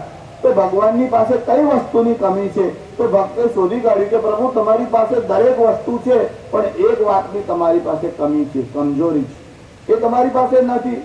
ભગવાને કીધું મારી પાસે નથી, તને કેમ ખબર પડી? કે હોય તો કહો. રાધા ગૃહીત મનસો મનસોસ્તિ દૈન્યમ. રાધા તમારું મન ચોરી ગઈ છે, એટલે તમારી પાસે મન નથી. દત્તમ મયા નિજ મનસ્તદિદમ ગૃહાણ. તમારે મનની કમી છે અને મારે આ મનને લીધે બધો ત્રાસ છે. ડોક્ટરો કહે છે ગોળીઓ ખાવ, ગોળીઓ ખાવ, આ તમારું મન સ્વસ્થ રહેતું નથી. એટલે સાયકેટ્રિસ્ટ ટ્રીટમેન્ટ આપે છે, મનને સ્થિર રાખો, મનને સ્થિર રાખો. એના કરતા ભગવાનના ચરણોમાં મૂકો તો બધા પ્રશ્ન હલ થઈ જાય. પ્રભુ તમારી કમી દૂર થઈ જાય, મારી ઉપાધિ દૂર થાય. દત્તમ મયા નિજ મનસ્તદિદમ ગૃહાણ. ભગવાનને આપવા જેવું હોય તો મન આપવા જેવું છે. ધન સંપત્તિ તમે ભગવાનને શું આપવાના? ત્યારે આ ધોબી, દરજી, માલી, કુબજા બધાએ ભગવાનનો સત્કાર કર્યો. જો કુબજાએ ભગવાનને ચંદન આપી, માળી હતો એને પુષ્પની વિવિધ માળાઓ આપી, દરજી હતા એને વિવિધ વાગા સીવીને આપ્યા. ભગવાને આ બધાને વરદાન આપ્યા છે. હું તમને કોઈક વાર કથાનું રહસ્ય કહું છું, વાર્તાઓ તમે ઘણી વાર સાંભળી છે. એટલે મમકર્ણ રસાયણમ, જે સારભૂત વાત છે તે કહું. આ બધા પર ઉપકાર કરી અને ભગવાન યજ્ઞ જોવા માટે આવ્યા. જ્યાં કંસે યજ્ઞનું આયોજન કર્યું હતું, બલરામ સાથે ભગવાન શ્રી કૃષ્ણે ત્યાં પ્રવેશ કર્યો. બહુ વિશાળ યજ્ઞનું આયોજન હતું, ધનુષ્ય યજ્ઞ રાખ્યો હતો. જેવું રામકાલીન સમયમાં થયું એવું આ કંસે પણ યજ્ઞ કર્યો હતો. એ ધનુષ્ય યજ્ઞ જોવાને માટે બલરામ અને શ્રી કૃષ્ણ ત્યાં ગયા. જ્યાં યજ્ઞ મંડપમાં પ્રવેશ કર્યો, મંડપ બહુ વિશાળ હતો. કંસનું એક દિવ્ય સિંહાસન બનાવેલું હતું. એના બોડીગાર્ડ પણ ત્યાં હતા, મંત્રીઓ હતા, વિવિધ દેશના રાજાઓ પણ ત્યાં આવેલા હતા. અને શ્રી કૃષ્ણ અને બલરામ એમને આ યજ્ઞ મંડપમાં પ્રવેશ કર્યો. જો ભગવાને જ્યારે પ્રવેશ કર્યો ત્યારે ત્યાં કેવી સ્થિતિ હતી? ભગવાન વેદવ્યાસ લખે છે કે જ્યારે ભગવાનનો પ્રવેશ થયો ત્યારે બધાનું ધ્યાન શ્રી કૃષ્ણ અને બલરામ તરફ ગયું. કંસે મોટા મોટા મલ્લોને ત્યાં રાખ્યા હતા. આ મલ્લોને કુસ્તી કરવાના હેતુથી જ બોલાવ્યા હતા. મલ્લાનામ સનેન્દ્રણામ. આ મલ્લોએ જ્યારે શ્રી કૃષ્ણના તરફ જોયું ત્યારે મલ્લોને એવું લાગ્યું જાણે સાક્ષાત વજ્રના બનેલા હોય એવા ભગવાન દેખાયા. કે મલ્લાનામ સનેન્દ્રણામ નરવર સ્ત્રીણામ સ્મરો મૂર્તિમાન ગોપાનામ સ્વજનો સતામ ક્ષિતિભુજામ શાસ્તા સ્વપિત્રો શિશુઃ મૃત્યુર્ભોજપતેર વિરાડ વિદુષામ તત્વમ પરમ યોગિનામ વૃષણીનામ પરદેવતેતિ વિદિતો રંગમ ગતસાગ્રજ. ભગવાન જ્યારે રંગમંચ પર ગયા, સાગ્રજ પોતાના મોટાભાઈ સાથે ભગવાને પ્રવેશ કર્યો ત્યારે બધાની દૃષ્ટિ જુદી જુદી હતી. એટલે બધાને ભગવાન જુદા જુદા દેખાયા. જે વાત ભાગવતકારે શ્લોકમાં લખી, તુલસીદાસજી એને એક જ ચોપાઈમાં લખી કે જ્યારે રામજી ધનુષ્ય ભંગ કરવાને માટે ઉભા થયા ત્યારે જાતી રહી ભાવના જૈસી પ્રભુ મૂર્તિ તીન દેખી કેસી. જેની જેવી ભાવના હતી એવા એને ભગવાન દેખાયા. અહીંયા પણ શ્રી કૃષ્ણનો પ્રવેશ થયો ત્યારે મૃત્યુર ભોજ પતે, ભોજના અધિપતિ કંસને લાગ્યું સાક્ષાત કાળ આવે. મૃત્યુર ભોજ પતે વિરાડ વિદુષામ તત્વમ પરમ યોગિનામ. જે યોગીઓ હતા એને ભગવાન પરમ તત્વ સ્વરૂપે દેખાયા. વૃષ્ણિ નામ પરદેવતેતિ વિદિતો, વૃષ્ણિ વંશના લોકોને સાક્ષાત દેવ જેવા દેખાયા. જેની જેવી ભાવના હતી તેને ભગવાન તેવા દેખાયા. ભગવાને પ્રવેશ કર્યો. કંસ સાવધાન હતો. તોલયા પીડ નામના હાથીને તૈયાર રાખવામાં આવ્યો. ચાણુર અને મુષ્ટિક નામના મલ્લો પણ ત્યાં. જો આજકાલના નેતાઓ બધા બહુ કુશળ થયા. કોઈની જોડે વેર લેવું હોય ને તો એક્સિડન્ટ કરાવી દે. કોઈ ટ્રક વાળાને રૂપિયા આપે, કોઈ ગાડી વાળાને રૂપિયા આપે. એટલે મર્ડરમાં ને એક્સિડન્ટમાં ખપે કે તો ટ્રકના એક્સિડન્ટમાં જતા રહ્યા. આ બધી યુક્તિ કંસ શીખવાડીને ગયો છે. પહેલા એને આવા જ કામ કર્યા હતા. કંસે એવો વિચાર કર્યો કે જો આમને મરાવું તો લોકો મને બદનામ કરશે, એના કરતા હાથીને છોડી દઉં. મહાવતને બોલાવીને કીધું તોલયા પીડ નામના હાથીને તૈયાર રાખ અને ભગવાન આવે એટલે એના ઉપર હાથીને છોડી દે. જ્યાં બલરામ અને કૃષ્ણ આવ્યા ત્યારે આ મહાવત કુવલયા પીડ નામના હાથીને લઈ અને ભગવાનની તરફ ગયો. ભગવાનની અવસ્થા બહુ નાની હતી. હજુ તો ભગવાનનો યજ્ઞોપવિત એટલે જનોઈનો સંસ્કાર પણ થયો નહોતો. આ બંને બાળકો નાની અવસ્થાના હતા. મોટા મોટા મલ્લો ત્યાં કુસ્તી કરવાના માટે આવ્યા. બધા ગોવાળિયાઓ ત્યાં હતા, વ્રજના લોકો હતા. એમના મનમાં વિચાર થયો કે આ તો અન્યાય થાય. નાના નાના બાળકો સાથે આટલા મોટા મલ્લોની કુસ્તી થાય તો એ વાત બરાબર ન કહેવાય. જો યુદ્ધ કરવાનું હોય તો બરોબરી વાળા સાથે થાય, ગમે તેની સાથે ન થાય. આ ત્રણ વાતોનું ધ્યાન રાખવા જેવું છે કે બરોબરી છે કીજીએ બૈર બ્યાહ ઓર પ્રીત. તમારે વેર કરવાનો હોય તો બરોબરી વાળા સાથે થાય. વિવાહ કરવાનો હોય તો પણ બરોબરી હોય તો થાય. બૈર બ્યાહ ઓર પ્રીત. જો પ્રેમ કરવાનો હોય તો પણ બરોબરી વાળા સાથે થાય.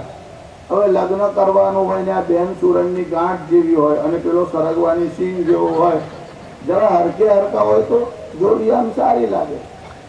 અને બોલે છું કે આમ બસમાં જતો હોય ત્યારે પેલો કંડક્ટર પૂછે બેન આ તમારો નાનલો, ત્યારે પાછો તમારે પરિચય કરાવવો પડે આ તો નાનલાના પપ્પા છે. એટલે જરા સરખે સરખા દેખાય તો જોડી આમ શોભે પણ ખરી.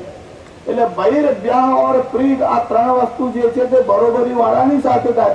આ બાળકો નાના નાના છે અને આ મલ્લો તો ભયાનક છે. આની સાથે આ બાળકોની કુસ્તી અને તે પણ કોલેયા પીડ હાથીને પહેલા તો મોકલવામાં આવે. જો ભગવાન આમ ભૂમિ ઉપર હતા, મહાવત હાથીને લઈને ભગવાનની તરફ ગયો. આ હાથીને બરાબર તાલીમ આપીને તૈયાર કર્યો હતો. હાથીના બે દાંત હોય ને તે બહુ મોટા હોય, વિશાળ. અને ભગવાનના તરફ જોઈ અને આ હાથી ભગવાનના વક્ષમાં એટલે છાતીમાં આમ દાંત નાખવાના માટે આમ ગયો અને હાથીએ જોરથી ભગવાનની છાતીમાં આમ દંતશૂળ ગોચવાનો પ્રયત્ન કર્યો. ભગવાન શું કર્યું? ભૂમિ ઉપર આમ સુઈ ગયા. પછી હાથીએ જ્યાં દાંત નાખ્યો, ભગવાને કરવટ બદલી, હાથીના દાંત જમીનમાં થોડાક ધસી ગયા. એટલે ભગવાન ઉભા થઈ ગયા, બંને દાંત પકડી અને મૂળમાંથી હાથીના દાંત ઉખાડી નાખ્યા. કોઈ બાળકનું આવું સામર્થ્ય હોઈ શકે? અરે હાલતી દાળ હોય, ડોક્ટર પાસે પડાવવા જવાનું હોય તો પેલો ફોર્સેપ લઈને મંડે અને પાછું તમે ઇન્જેક્શન આપવું પડે. મેં તો ચીસા ચીસ કરે. અને આ તો હાથીના દાંત. અને ભગવાનની અવસ્થા કેટલી! આ અવસ્થામાં તો ભગવાને હાથીના દાંત તો કાઢ્યા, એમાંથી એક દાંત કાઢી જે લોહી રક્તથી ખરડાયેલો હતો તે જ દાંત ભગવાન લઈ અને પછી પાછા સામે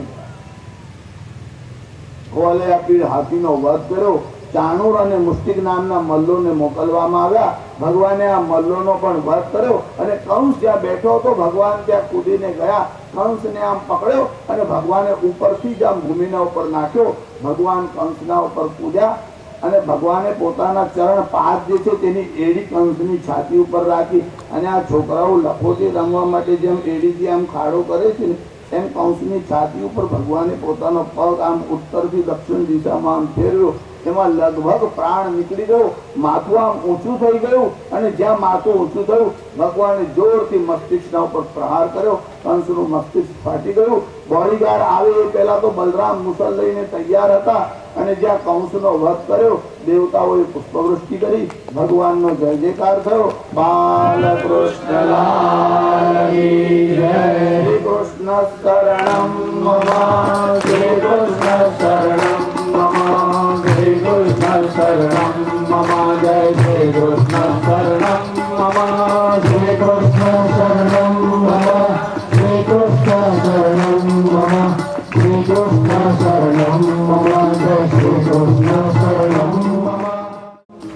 भागवत भगवान की जय। सुखदेव जी महाराज की जय। जो भगवाने कंसનો વધ કર્યો, આ કંસની બે રાણી હતી, અસ્થિ અને પ્રાપ્તિ. આજકાલ બધાને અસ્થિ અને પ્રાપ્તિમાં રસ છે. અસ્થિ એટલે જે છે તે, એટલે બેંક બેલેન્સ, અને પ્રાપ્તિ એટલે જે મેળવવાનું બાકી છે તે, એટલે બેંક બેલેન્સ જોયા કરે અને બીજા કેટલા આવ્યા તે જોયા કરે. અસ્થિ અને પ્રાપ્તિ, છે અને લાવું, છે અને લાવું, બસ આ બેમાં જ કંસને રસ હતો. આ બંને જરાસંધની કન્યાઓ હતી. અને કંસ જ્યારે મરી ગયો ત્યારે અસ્થિને પ્રાપ્તિ પિતાને ત્યાં, જરાસંધને ત્યાં ગઈ. પછી જરાસંધની કથા તમને આવતીકાલે કહીશ. પણ કંસનો વધ કર્યો. જો કંસને માર્યા પછી ભગવાને કંસનો વધ શાના માટે કર્યો? આજકાલ જે યુદ્ધ થાય છે અને ભગવાને જે યુદ્ધ કર્યું તેમાં ભેદ છે. રાજ્ય હડપ કરવા માટે ભગવાને કોઈ યુદ્ધ કર્યું નથી. જો ભગવાન રામ અને ભગવાન શ્રી કૃષ્ણ તત્કાલીન ત્રણ મોટા મોટા સ્ટેટ, જેમ કે અયોધ્યાનું રાજ્ય રામજીને ઉત્તરાધિકારી તરીકે મળવાનું હતું, પણ પિતાની આજ્ઞાનું પાલન કરવા રામજી વનમાં ગયા અને અયોધ્યાનું રાજ્ય છોડી ભરત માટે પોતે વનમાં ગયા. અયોધ્યાના રાજ્યનો ત્યાગ કર્યો. વાલીને માર્યા પછી જો રામજીની ઈચ્છા હોત તો કિષ્કિંધાનું રાજ્ય લઈ શકાત, લીધું નહીં. જે અંગદ છે એ જ અધિકારી છે, પણ અંગદ નાનો છે એટલે સુગ્રીવને સોંપી અને ભગવાન ગયા. રાવણને માર્યા પછી આખી સોનાની લંકા ભગવાન લઈ શકતે, લીધી નહીં, વિભીષણને આપી. અયોધ્યાનું રાજ્ય જતું કર્યું, કિષ્કિંધાનું રાજ્ય જતું કર્યું અને લંકાનું રાજ્ય જતું કર્યું. ત્રણ મોટા મોટા સ્ટેટ. એક ડ્રેસ છોડવાનો હોય તો છોડાય નહીં, ત્યાગની વાત ક્યાં રહી? ઘરમાં જો બે વહુઓ હોય અને બે સાડી લાવવામાં આવે, સરખી કિંમતની હોય, પણ એમાં એક પિયર ગઈ હોય અને બે દાડા પછી આવે અને કહે કે આ તારી, તો કે આપણને તો કોઈ આ ઘરમાં પૂછે જ નહીં, વધ્યું ઘટ્યું હોય તે આપે. અરે વધ્યું ઘટ્યું નથી, એક જ કિંમતની છે, એક જ મિલની છે. તું બહાર ગઈ હતી એટલે પહેલા આને પૂછ્યું. પણ માણસનો એવો સ્વભાવ છે, તત્કાલીન મોટા મોટા ત્રણ સ્ટેટ જેમ રામજીની પાસે આવ્યા તેમ ભગવાન શ્રી કૃષ્ણની પાસે. શ્રી કૃષ્ણ રાજા નથી, ભગવાન કિંગ મેકર છે. ભગવાને કંસને માર્યા પછી મથુરાનું રાજ્ય લીધું નહીં. કંસના પિતા ઉગ્રસેનને કંસે જ કારાગૃહમાં જેલમાં નાખ્યા હતા. ભગવાને મુક્ત કર્યા અને આ ઉગ્રસેનને કહ્યું કે લો આ તમારું રાજ્ય સંભાળો.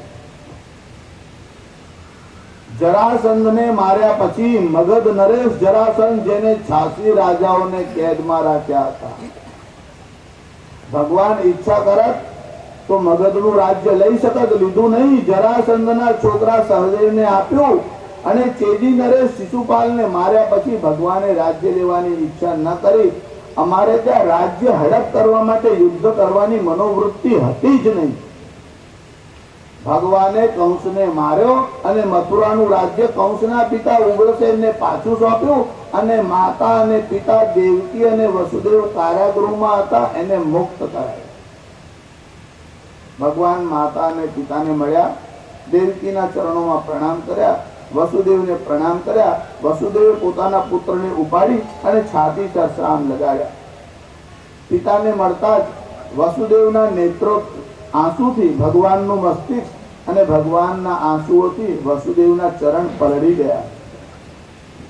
પિતા અને માતા માટેનો એવો પ્રેમ હતો. માતા અને પિતાની પરિક્રમા કરી. ભગવાને કહ્યું કે તમે આટલા વખત સુધી કારાગૃહમાં હતા એટલે હું તમારી સેવા ન કરી શક્યો.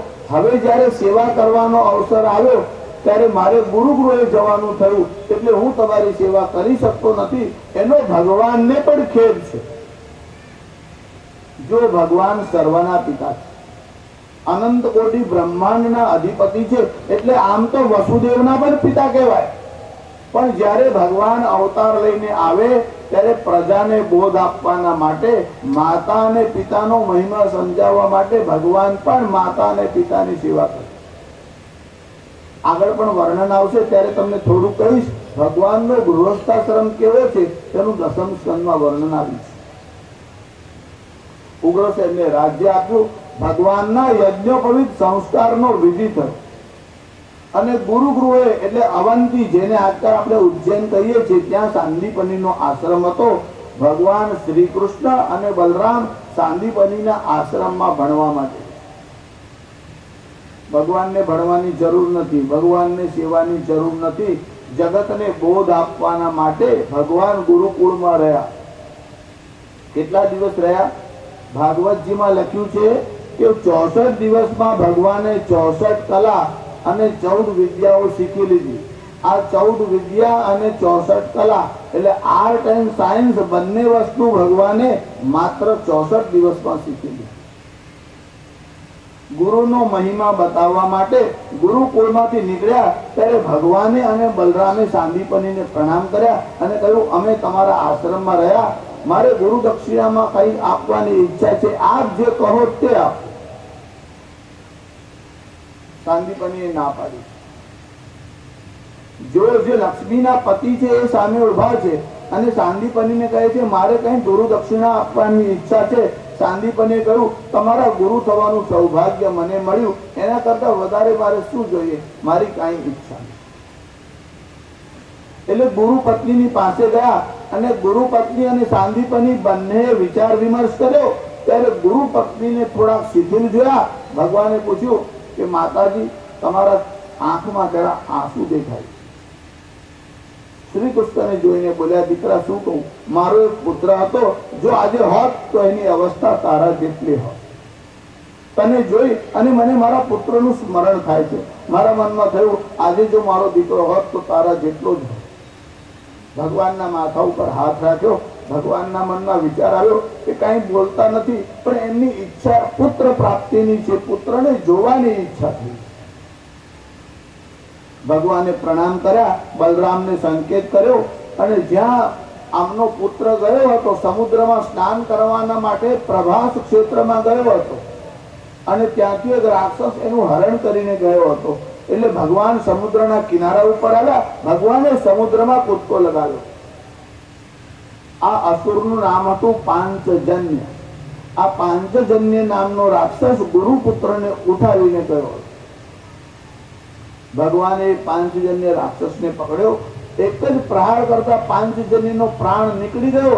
એના અસ્થિમાંથી ભગવાને શંખ બનાવ્યો. તમે શ્રી કૃષ્ણના હાથમાં જે શંખ જુઓ છો ને એનું નામ છે પાંચજન્ય. પાંચજન્યમ ઋષિકેશો દેવદત્તમ ધનંજય પૌંડ્રમ દધમૌ મહાશંખ ભીમકર્મા વૃકોદર અનંત વિજયમ રાજા કુંતી પુત્રો યુધિષ્ઠિર. આ બધાના શંખના જુદા જુદા નામ છે. ભગવાન શ્રી કૃષ્ણના હાથમાં જે શંખ છે તેનું નામ પાંચજન્ય છે. પાંચજન્યને મારી ભગવાને તેમાંથી આ શંખ બનાવ્યો. કહ્યું કે ગુરુપુત્રને લાવો. ત્યારે કહ્યું કે હવે તો મેં એનો વધ કરી નાખ્યો, એટલે તો યમરાજની નગરીમાં જ ગયો છે. એટલે ભગવાન યમરાજની સંયમની નામની નગરીમાં ગયા. જો ઇન્દ્રનો ગર્વ ઉતાર્યો, વરુણનો ગર્વ ઉતાર્યો, હવે તો યમની નગરીમાં ભગવાન ગયા. સાધારણ જીવ યમની નગરીમાં જઈ શકે નહીં. ઇન્કમ ટેક્સ વાળા આવે તો ગભરામણ થાય છે. યમરાજની વાત ક્યાં છે? યમરાજની નગરીમાં ભગવાન શ્રી કૃષ્ણ ગયા. યમરાજે શ્રી કૃષ્ણને જોતા જ પોતાના સ્થાન ઉપરથી ઉભો થઈ ગયો. કથમ ઈમામ ભૂમિ અનુપ્રાપ્તો મહાભાગ. અરે તમે અમારે ત્યાં આવ્યા, મને બહુ પ્રસન્નતા થઈ. આ મારો સેવક મૂર્ખ છે, તે આપણા ગુરુપુત્રને લઈ આવ્યો છે. હજુ ભગવાન કઈ કહે પેલા તો એને પોતાનો જે પ્રાયશ્ચિત છે તે જ કરવા માટે. ભગવાન કર્તૃમ અકર્તૃમ અન્યથા કર્તૃમ. તમે કોઈ વાર ગરુડ પુરાણ સાંભળ્યું હશે, કોઈના મરણ પછી તમે જતા હશો. એમાં ભગવાન વેદવ્યાસે એવું સ્પષ્ટ શબ્દોમાં લખ્યું છે કે પ્રાણ નીકળી જાય એટલે મરણ પછી એને જીવિત કરવાનો કોઈ ઉપાય નથી. આ લોકમાં કે પરલોકમાં એવો કોઈ ઉપાય નથી કે મરણ થયેલા વ્યક્તિને જીવાડી શકાય. કેવળ શ્રી કૃષ્ણના જીવનમાં આવું બન્યું છે. આવું સામર્થ્ય પરમાત્મા સિવાય કોઈનું હોઈ શકતું નથી. ભગવાન કર્તૃમ કરવાને, અકર્તૃમ નહીં કરવાને અને અન્યથા કર્તૃમ જે ચાહે તે કરવાને સમર્થ છે. ગુરુપુત્રને લઈને આવ્યા, દક્ષિણામાં ગુરુપુત્રને આપ્યો અને ભગવાન ત્યાંથી વિદાય લઈ અને નીકળ્યા છે. જો ભગવાન વિદ્યા ભણ્યા, ગુરુ દક્ષિણા આપી, ભગવાન ત્યાંથી નીકળ્યા. પછી દસમ સ્કંદની કથાઓ બહુ વિસ્તારવાળી છે, વચ્ચે કેટલીક કથાઓ છે. સમય પણ જોઉં છું. રૂક્મિણી વિવાહની તમે બધા તૈયારી કરીને બેઠેલા છો. તમે જ્યારે જ્યારે ઉત્સવ કરો ત્યારે ત્યારે મારે જરા એક્સિલેટર વધારે આપવું પડે, બીજું એમાં કાંઈ. વિદર્ભ દેશનો નરેશ હતો. આ વિદર્ભ દેશના જે રાજા હતા તેના પુત્ર અને પુત્રીઓ, એના જ્યેષ્ઠ પુત્રનું નામ રૂક્મી હતું અને રૂક્મિણી એમની કન્યાનું નામ હતું. એ સાક્ષાત લક્ષ્મીજી હતા. આ રૂક્મિણીના ભાઈનું નામ રૂક્મી હતું. એ પોતાની બહેનને શિશુપાલ જોડે પરણાવવાની ઈચ્છા રાખતો. આ રૂક્મિણીએ ભગવાનને જોયા તો નહોતા, પણ એમને ત્યાં જે જે ઋષિઓ આવતા તે બધા ભગવાનનું વર્ણન કરતા. એટલે રૂક્મિણીએ ભગવાનનું વર્ણન સાંભળ્યું ત્યારથી એમના મનમાં એવો સંકલ્પ હતો કે વિવાહ કરીશ તો શ્રી કૃષ્ણની સાથે જ કરીશ, એવો એમને મનમાં ને મનમાં સંકલ્પ કર્યો. હવે અહીંયા તો લગ્નની તૈયારી કરવામાં આવી. રૂક્મીએ શિશુપાલ સાથે લગ્ન કરવા માટેની તૈયારી કરી. રૂક્મિણીની રુચિ નહોતી, પણ રૂક્મી તૈયારી કરવા લાગી. રૂક્મિણીએ મનમાં વિચાર કર્યો, ભગવાનને સંદેશો તો મોકલાવું. એટલે સુદેવ નામના બ્રાહ્મણને બોલાવ્યો અને કહ્યું કે તમે શ્રી કૃષ્ણ પાસે દ્વારકામાં જાઓ અને મારો સંદેશો એમને આપો. આ સુદેવ નામનો બ્રાહ્મણ આવ્યો. એની જોડે રૂક્મિણીએ પોતાનો સંદેશો મોકલાવ્યો. જો સૌથી પહેલો કોઈ લવ લેટર જેની નોંધ લેવાઈ હોય ને તે ભાગવતજીમાં છે. તે પ્રેમ પત્ર રૂક્મિણીએ લખ્યો છે. એના કરતા પહેલા એક પત્ર મહાભારતમાં લખાયો અને તે નલ દમયંતીના પ્રસંગમાં આવે છે. પણ એમાં એટલું જ વર્ણન આવે છે કે પત્ર મોકલ્યો અને હંસ સાથે મોકલવામાં આવ્યો, પણ અંદર શું લખ્યું છે તેની નોંધ નથી. પણ રૂક્મિણીના પત્રની વેદવ્યાસે નોંધ રાખી. પત્ર લખવો એ પણ એક આર્ટ એટલે કલા છે. એટલે રૂક્મિણીએ પત્ર લખ્યો અને સુદેવ નામના બ્રાહ્મણને બોલાવીને કહ્યું કે દ્વારકામાં જાઓ અને ભગવાન શ્રી કૃષ્ણને આ પત્ર આપજો. આ સુદેવ નામનો બ્રાહ્મણ ભગવાનનો સંદેશો લઈ, એટલે રૂક્મિણીનો સંદેશો લઈ અને ભગવાનની પાસે આ પત્ર ભગવાનના હાથમાં આપ્યો. બ્રાહ્મણનો સત્કાર કર્યો. ભગવાને પત્ર વાંચ્યો. પત્ર વાંચીને ભગવાન બહુ પ્રસન્ન થયા. તમે પત્ર વાંચો ને એટલે લખનારની બુદ્ધિમત્તા કેવી અને કેટલી છે એની તમને ખબર પડે.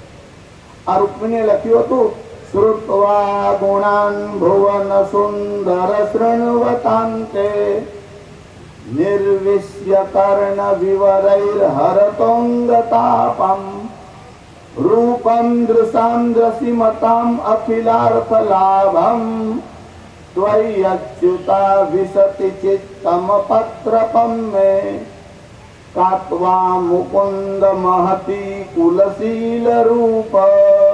પ્રભુ તમારી અને મારી ક્યાં તુલના થાય? ક્યાં તમારું રૂપ, ક્યાં તમારો ગુણ, ક્યાં તમારું ઐશ્વર્ય?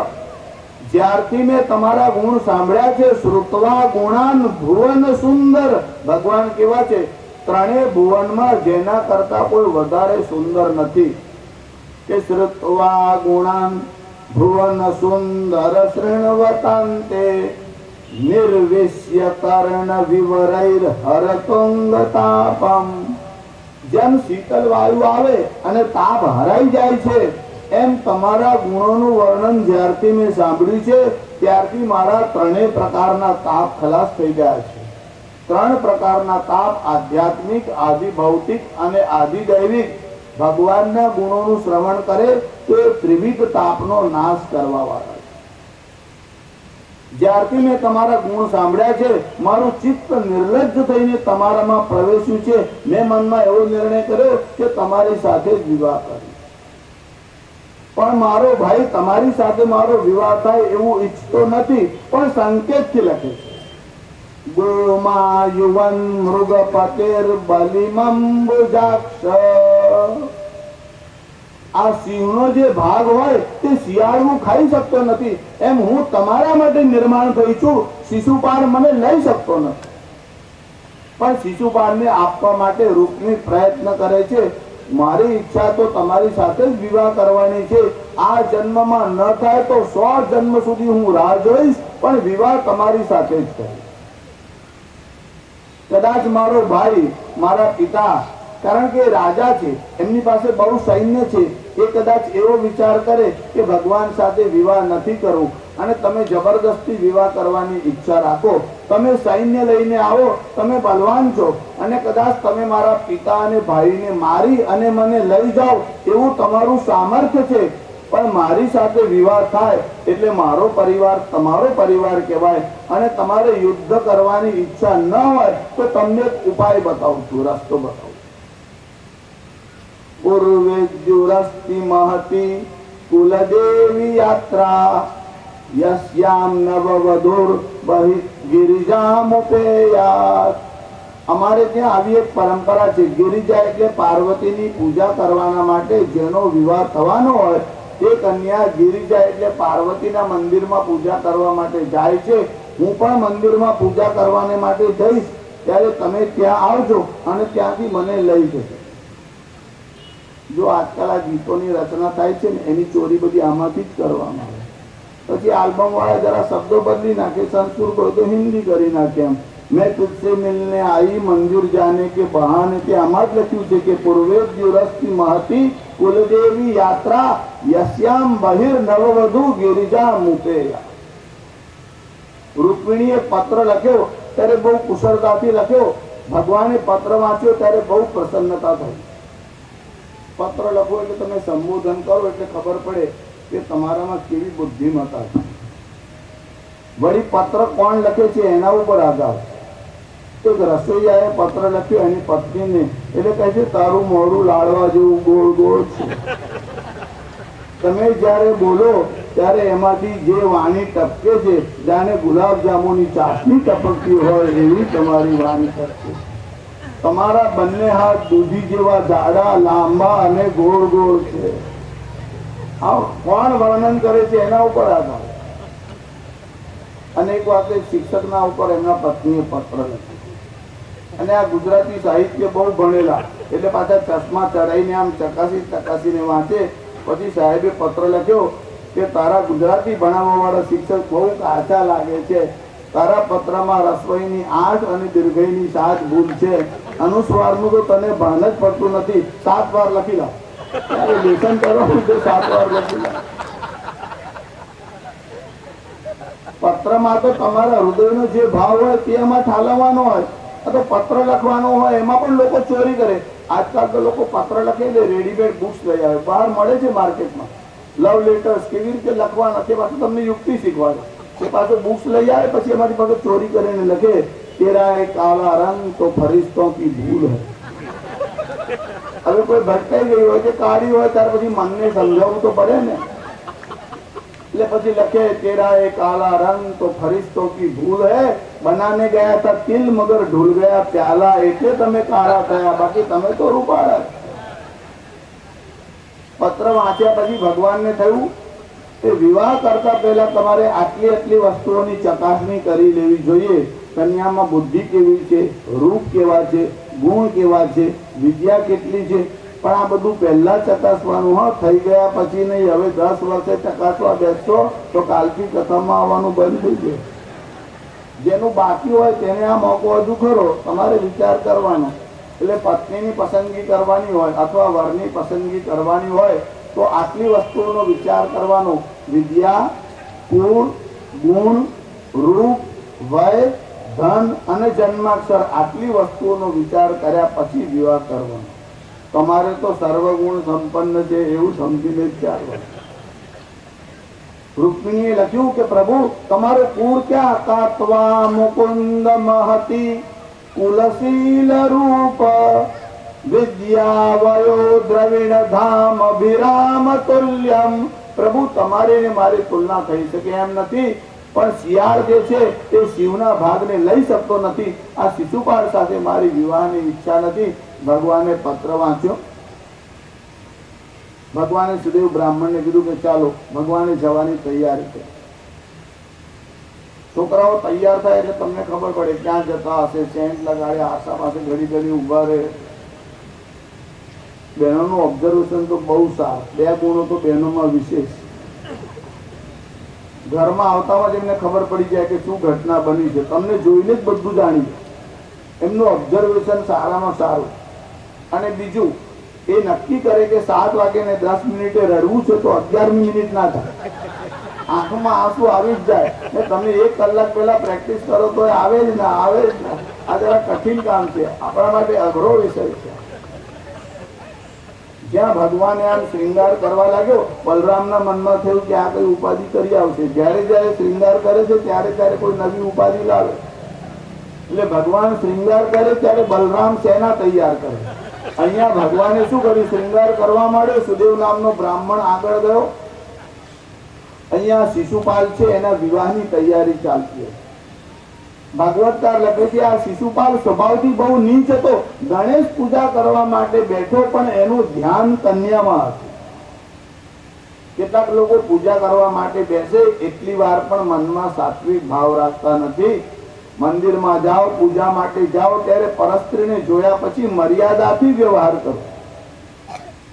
આ શિશુપાલ સ્વભાવથી દુષ્ટ હતો. એનું નામ જ હતું શિશુપાલ. શિશુ એટલે નાના બાળકો, અને પાલ એટલે બાળકના લાલન પાલનમાં જેનું જીવન વ્યર્થ ખલાસ થાય એનું નામ શિશુપાલ છે. આમ તો લગભગ બધા જીવોનું આયુષ્ય આમાં જ પૂરું થઈ જાય. આ શિશુપાલના વિવાહની તૈયારી થઈ. આ તરફ ભગવાન શ્રી કૃષ્ણ આવવા નીકળ્યા છે એવા સમાચાર મળ્યા. એટલે શિશુપાલના મનમાં થોડો ભય થયો. એટલે જરાસંધની પાસે આવીને કહેવા લાગ્યો કે દેવકી પુત્ર શ્રી કૃષ્ણ આવે છે. જરાસંધે કીધું ભલે આવતા ને, એમ નહીં. આ દેવકી પુત્રનો સ્વભાવ વિચિત્ર છે. નાનો હતો ત્યારે માખણની ચોરીઓ કરતો હતો, અને મોટો થયા પછી જો કોઈ આ રૂકમિણીની ચોરી કરી જાય તો આપણે તો આવવાને આવા જતા રહીએ. જરાસંધે કીધું તારે ગભરાવાની જરૂર નથી. અમે કઈ લગ્નમાં લાડવા ખાવા આવ્યા નથી. અમારી હાજરીમાં કોણ ચોરી કરી જાય અમે જોઈએ છે. આ જરાસંધને બધા જે છે તે શિશુપાલને ઉશ્કેરવા. અહીંયા બ્રાહ્મણનો સંદેશો મળ્યો એટલે ભગવાન રથ લઈને આવ્યા. અને આ તરફ રૂકમિણી દર્શન કરવાના માટે ગિરિજા એટલે પાર્વતીના મંદિર તરફ આવવા માટે. જો રામાયણમાં પણ એવું વર્ણન આવે છે કે સીતાજીની માતા સુનયના વિવાહ પહેલા એમને પાર્વતીની પૂજા માટે મોકલે છે. ગિરિજા પૂજન જનની પઠાવી. ગિરિજા એટલે પાર્વતીની પૂજા માટે તેમની માતાએ મોકલ્યા. જે લોકો પાર્વતીની શિવની પૂજા કરે તેનું ગૃહસ્થ જીવન બહુ સારું ચાલે. જેના જીવનમાં પાર્વતી અને શિવની પૂજા ના હોય તેના જીવનમાં ક્લેશ કંકાસ બહુ ચાલે. એટલે તો અવતાર લઈને આવે છે ત્યારે સાક્ષાત સીતાજી લક્ષ્મી છે અને રૂકમિણી લક્ષ્મી છે, તો પણ પાર્વતીની પૂજા માટે ગયા છે. અહીંયા રૂકમિણી એમની સાથે બધી સખીઓ ચાલે છે. બધા સિપાહીઓને બંને તરફ મોકલ્યા છે અને મંદિરમાં પૂજા કરવાને માટે ગયા. ભગવાન પણ રૂકમિણીને દૂરથી જ જોતા હતા. પહેલી વાર ભગવાને જોયા. જો રાજાના પુત્રી છે એટલે શ્રીમંત તો છે, કુળનો વિચાર કરવાની જરૂર નથી, કારણ કે રાજપુત્રી છે. સારું પત્ર વાંચ્યા પછી વિદ્યા કેવી છે તે પણ ખબર પડી કે વિદ્યા બહુ સુંદર છે. પછી મંદિરમાં પૂજા કરવા નીકળ્યા એટલે ભગવાને દૂરથી જોયા. મનમાં ખાતરી થઈ ગઈ કે ઓહો, રૂપ પણ સુંદર છે. વિદ્યા છે, કુળ છે, ગુણ છે, રૂપ છે, આ દરેક વસ્તુ સુંદર છે. ભગવાન મંદિરની પાછળ જઈને ઉભા રહ્યા. ભગવાને મનમાં વિચાર કર્યો આ હમણાં મંદિરમાં પ્રવેશ કરશે એટલે માતાજીની સ્તુતિ કરશે, એટલે અવાજ કેવો છે તે પણ આપણે સાંભળીશું. એનું કારણ લગ્ન પહેલા આવવાની માગણી કરીને એવાનું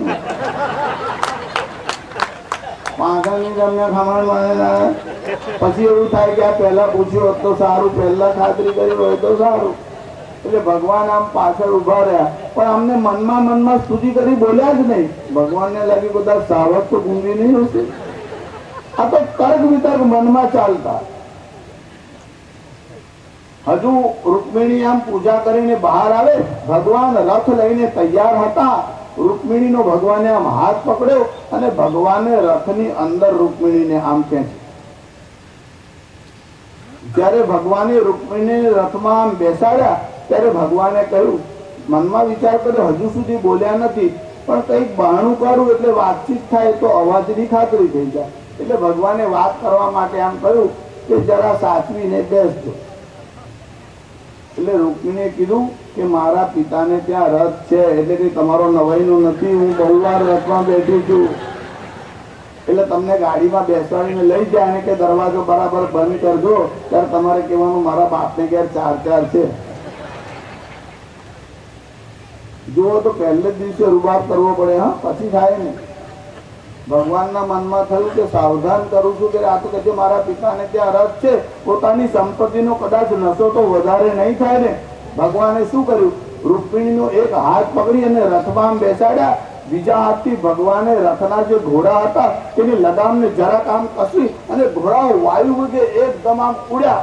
એટલા ઝડપથી આ ઘોડાઓ ગયા કે રૂકમિણીનું અડધું શરીર રથની બહાર ગયું. જો ભગવાને હાથ ન ખેંચ્યો હોત તો રૂકમિણી બહાર પડી જાય. ત્યારે ભગવાને રૂકમિણીનો હાથ પકડીને ખેંચીને કીધું, બાપનો રથ ન હોય,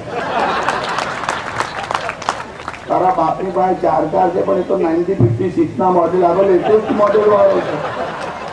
તમારે આવી બધી ગણતરી રાખવાની, કયું મોડેલ છે ધ્યાનમાં રાખવાનું. તારા બાપ પાસે મોડેલ હવે જૂનું થઈ ગયું, આ તો બધા લેટેસ્ટ મોડેલ આવી ગયા. પહેલે જ દિવસે રૂબાબ જમાવવો પડે અને ભગવાને હાથ પકડીને કીધું, બાપનો રથ ન હોય. આ તો તમને વિનોદ માટે કહું છું, પણ આ બધું પહેલા જોવાનું હોય. વિવાહ પહેલા આ બધી વસ્તુઓનો વિચાર કરો તો ચાલશે. આવતીકાલે તમને વિવાહ સંબંધી થોડાક નિયમ કહીશ, શાસ્ત્રીય મર્યાદાઓ કહીશ. રૂકમિણીને રથમાં બેસાડ્યા. ભગવાને સંકેત કર્યો, રથ ઉડવા લાગે. રૂકમિણીને લઈને ભગવાન ગયા. રૂકમિણીને ખબર પડી, પીછો કરીને ભગવાનને પકડવા માટે આવ્યો, સૈન્યને લઈને આવ્યો. ત્યાંથી પ્રતિજ્ઞા કરીને નીકળ્યો કે શ્રી કૃષ્ણને પરાભવ કર્યા વગર, માર્યા વગર નગરમાં પાછો જઈશ નહીં. પ્રતિજ્ઞા તો જોરમાં કરી. આ તરફ બલરામ શસ્ત્ર અને સૈન્ય સાથે આવતા. બલરામને સમાચાર હતા જ. બલરામજી ત્યાં આવ્યા. રૂકમી યુદ્ધ કરવા માટે આવ્યો. એની સાથે બીજા રાજાઓ આવ્યા. જરાસંઘ શિશુપાલને સમજાવવા લાગ્યા. અરે રૂકમીને સમજાવવા લાગ્યા કે શ્રી કૃષ્ણ જોડે લડાય નહીં. શિશુપાલને કહ્યું કે જીવતો રહીશ તો કન્યા તો બહુ મળશે, મરી જઈશ તો આમનો આમ વાંઢો મરી જઈશ, એના કરતા પાછો ચાલ. શ્રી કૃષ્ણ જોડે લડવામાં લાભ નહીં, શ્રી કૃષ્ણની જોડે લડે તો વિજય થાય. જરાસંઘ તું તો કહેતો હતો કે અમે લાડવા ખાવા નથી આવ્યા, કોણ લઈ જાય છે અમે જોઈશું. એ વાત તો ખરી છે, પણ આ બલરામની ખબર નહોતી ને કે બલરામ આવે છે. હવે બલરામ આવે છે, એની સાથે કોઈ લડાય નહીં. બલરામનું સામર્થ્ય કેવું. રૂકમીએ પ્રતિજ્ઞા કરેલી, પ્રતિજ્ઞા ક્યાં પાડી શકે? ભગવાનની સામે વિજય ક્યાં થાય? એટલું જ નહીં, ભગવાન પોતાનો રથ ઉભો રાખી અને રૂકમી જ્યાં પીછો કરતો હતો, ભગવાન રૂકમીના રથ ઉપર કૂદ્યા. રૂકમીને આમ પકડ્યો અને રથની સાથે બાંધ્યો. ભગવાન તે સમયે રૂકમીને મારી શકત, પણ ભગવાને કરુણા રાખી અને રૂકમીને છોડ્યો. એનું કારણ બલરામ હતા. બલરામજીએ શ્રી કૃષ્ણને સમજાવ્યા અને કહ્યું કે આ રૂકમી હવે આપણો સંબંધી છે, રૂકમીને તું લઈને આવ્યો એટલે આ તારી પત્નીનો ભાઈ છે, એ વધ કરવાને યોગ્ય નથી, એને ક્ષમા કર. બલરામના કહેવાથી રૂકમીને છોડી દેવામાં આવ્યો. પણ રૂકમીએ પ્રતિજ્ઞા કરી હતી કે ભગવાનને માર્યા વગર નગરમાં જઈશ નહીં. એટલે નવું નગર વસાવ્યું અને ત્યાં ગયો, પણ પોતાના કુંડિનપુરમાં ન જઈ શક્યો અને બીજે રહેવા માટે. ભગવાન પહેલા તો રાક્ષસ વિધિથી, કેમ કે અપહરણ કરીને આવ્યા, પછી બ્રાહ્મણોને બોલાવ્યા અને વૈદિક વિધિથી ભગવાનનો રૂકમિણી સાથે વિવાહ થયો. અહીંયા પણ બ્રાહ્મણો તમને રૂકમિણીનો વિવાહ કરાવશે અને આગળના પ્રસંગનું અનુસંધાન આવતીકાલે કરીશું. શ્રી બાલકૃષ્ણ કી જય.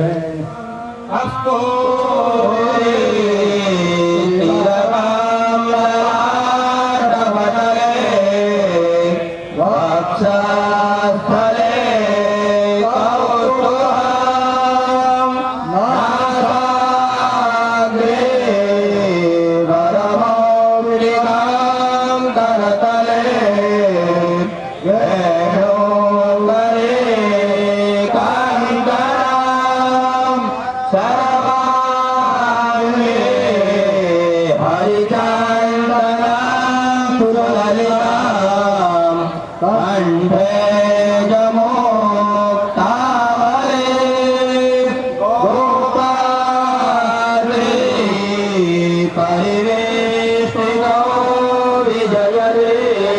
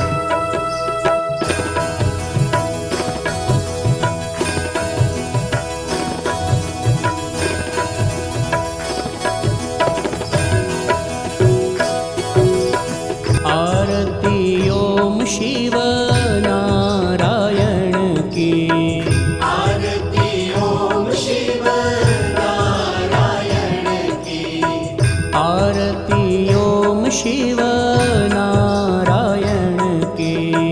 आरती ओम शिव नारायण की।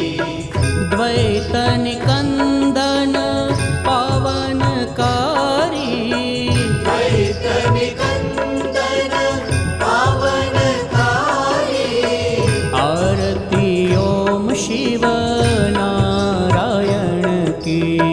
आरती ओम शिव नारायण की।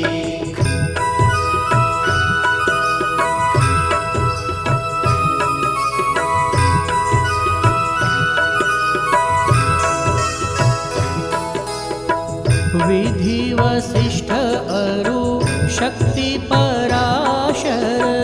व्यास देव शुक गौड़ प्रभु की। आरती ओम शिव नारायण की। आरती ओम शिव नारायण की।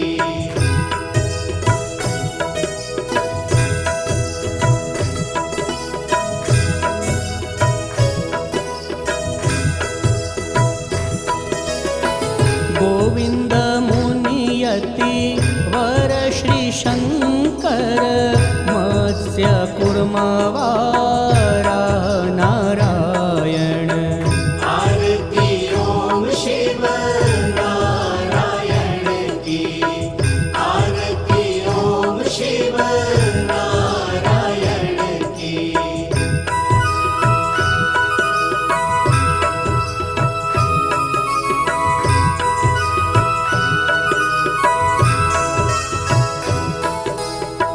नरसिंह वामन भृगुनंदन की।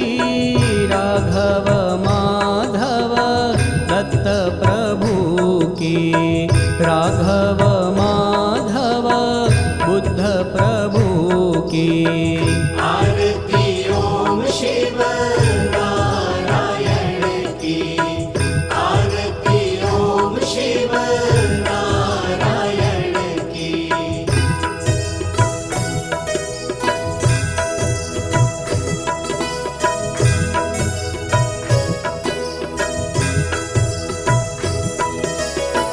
रमा उमा काली माँ शारद। कली में पावन कल की प्रभु की।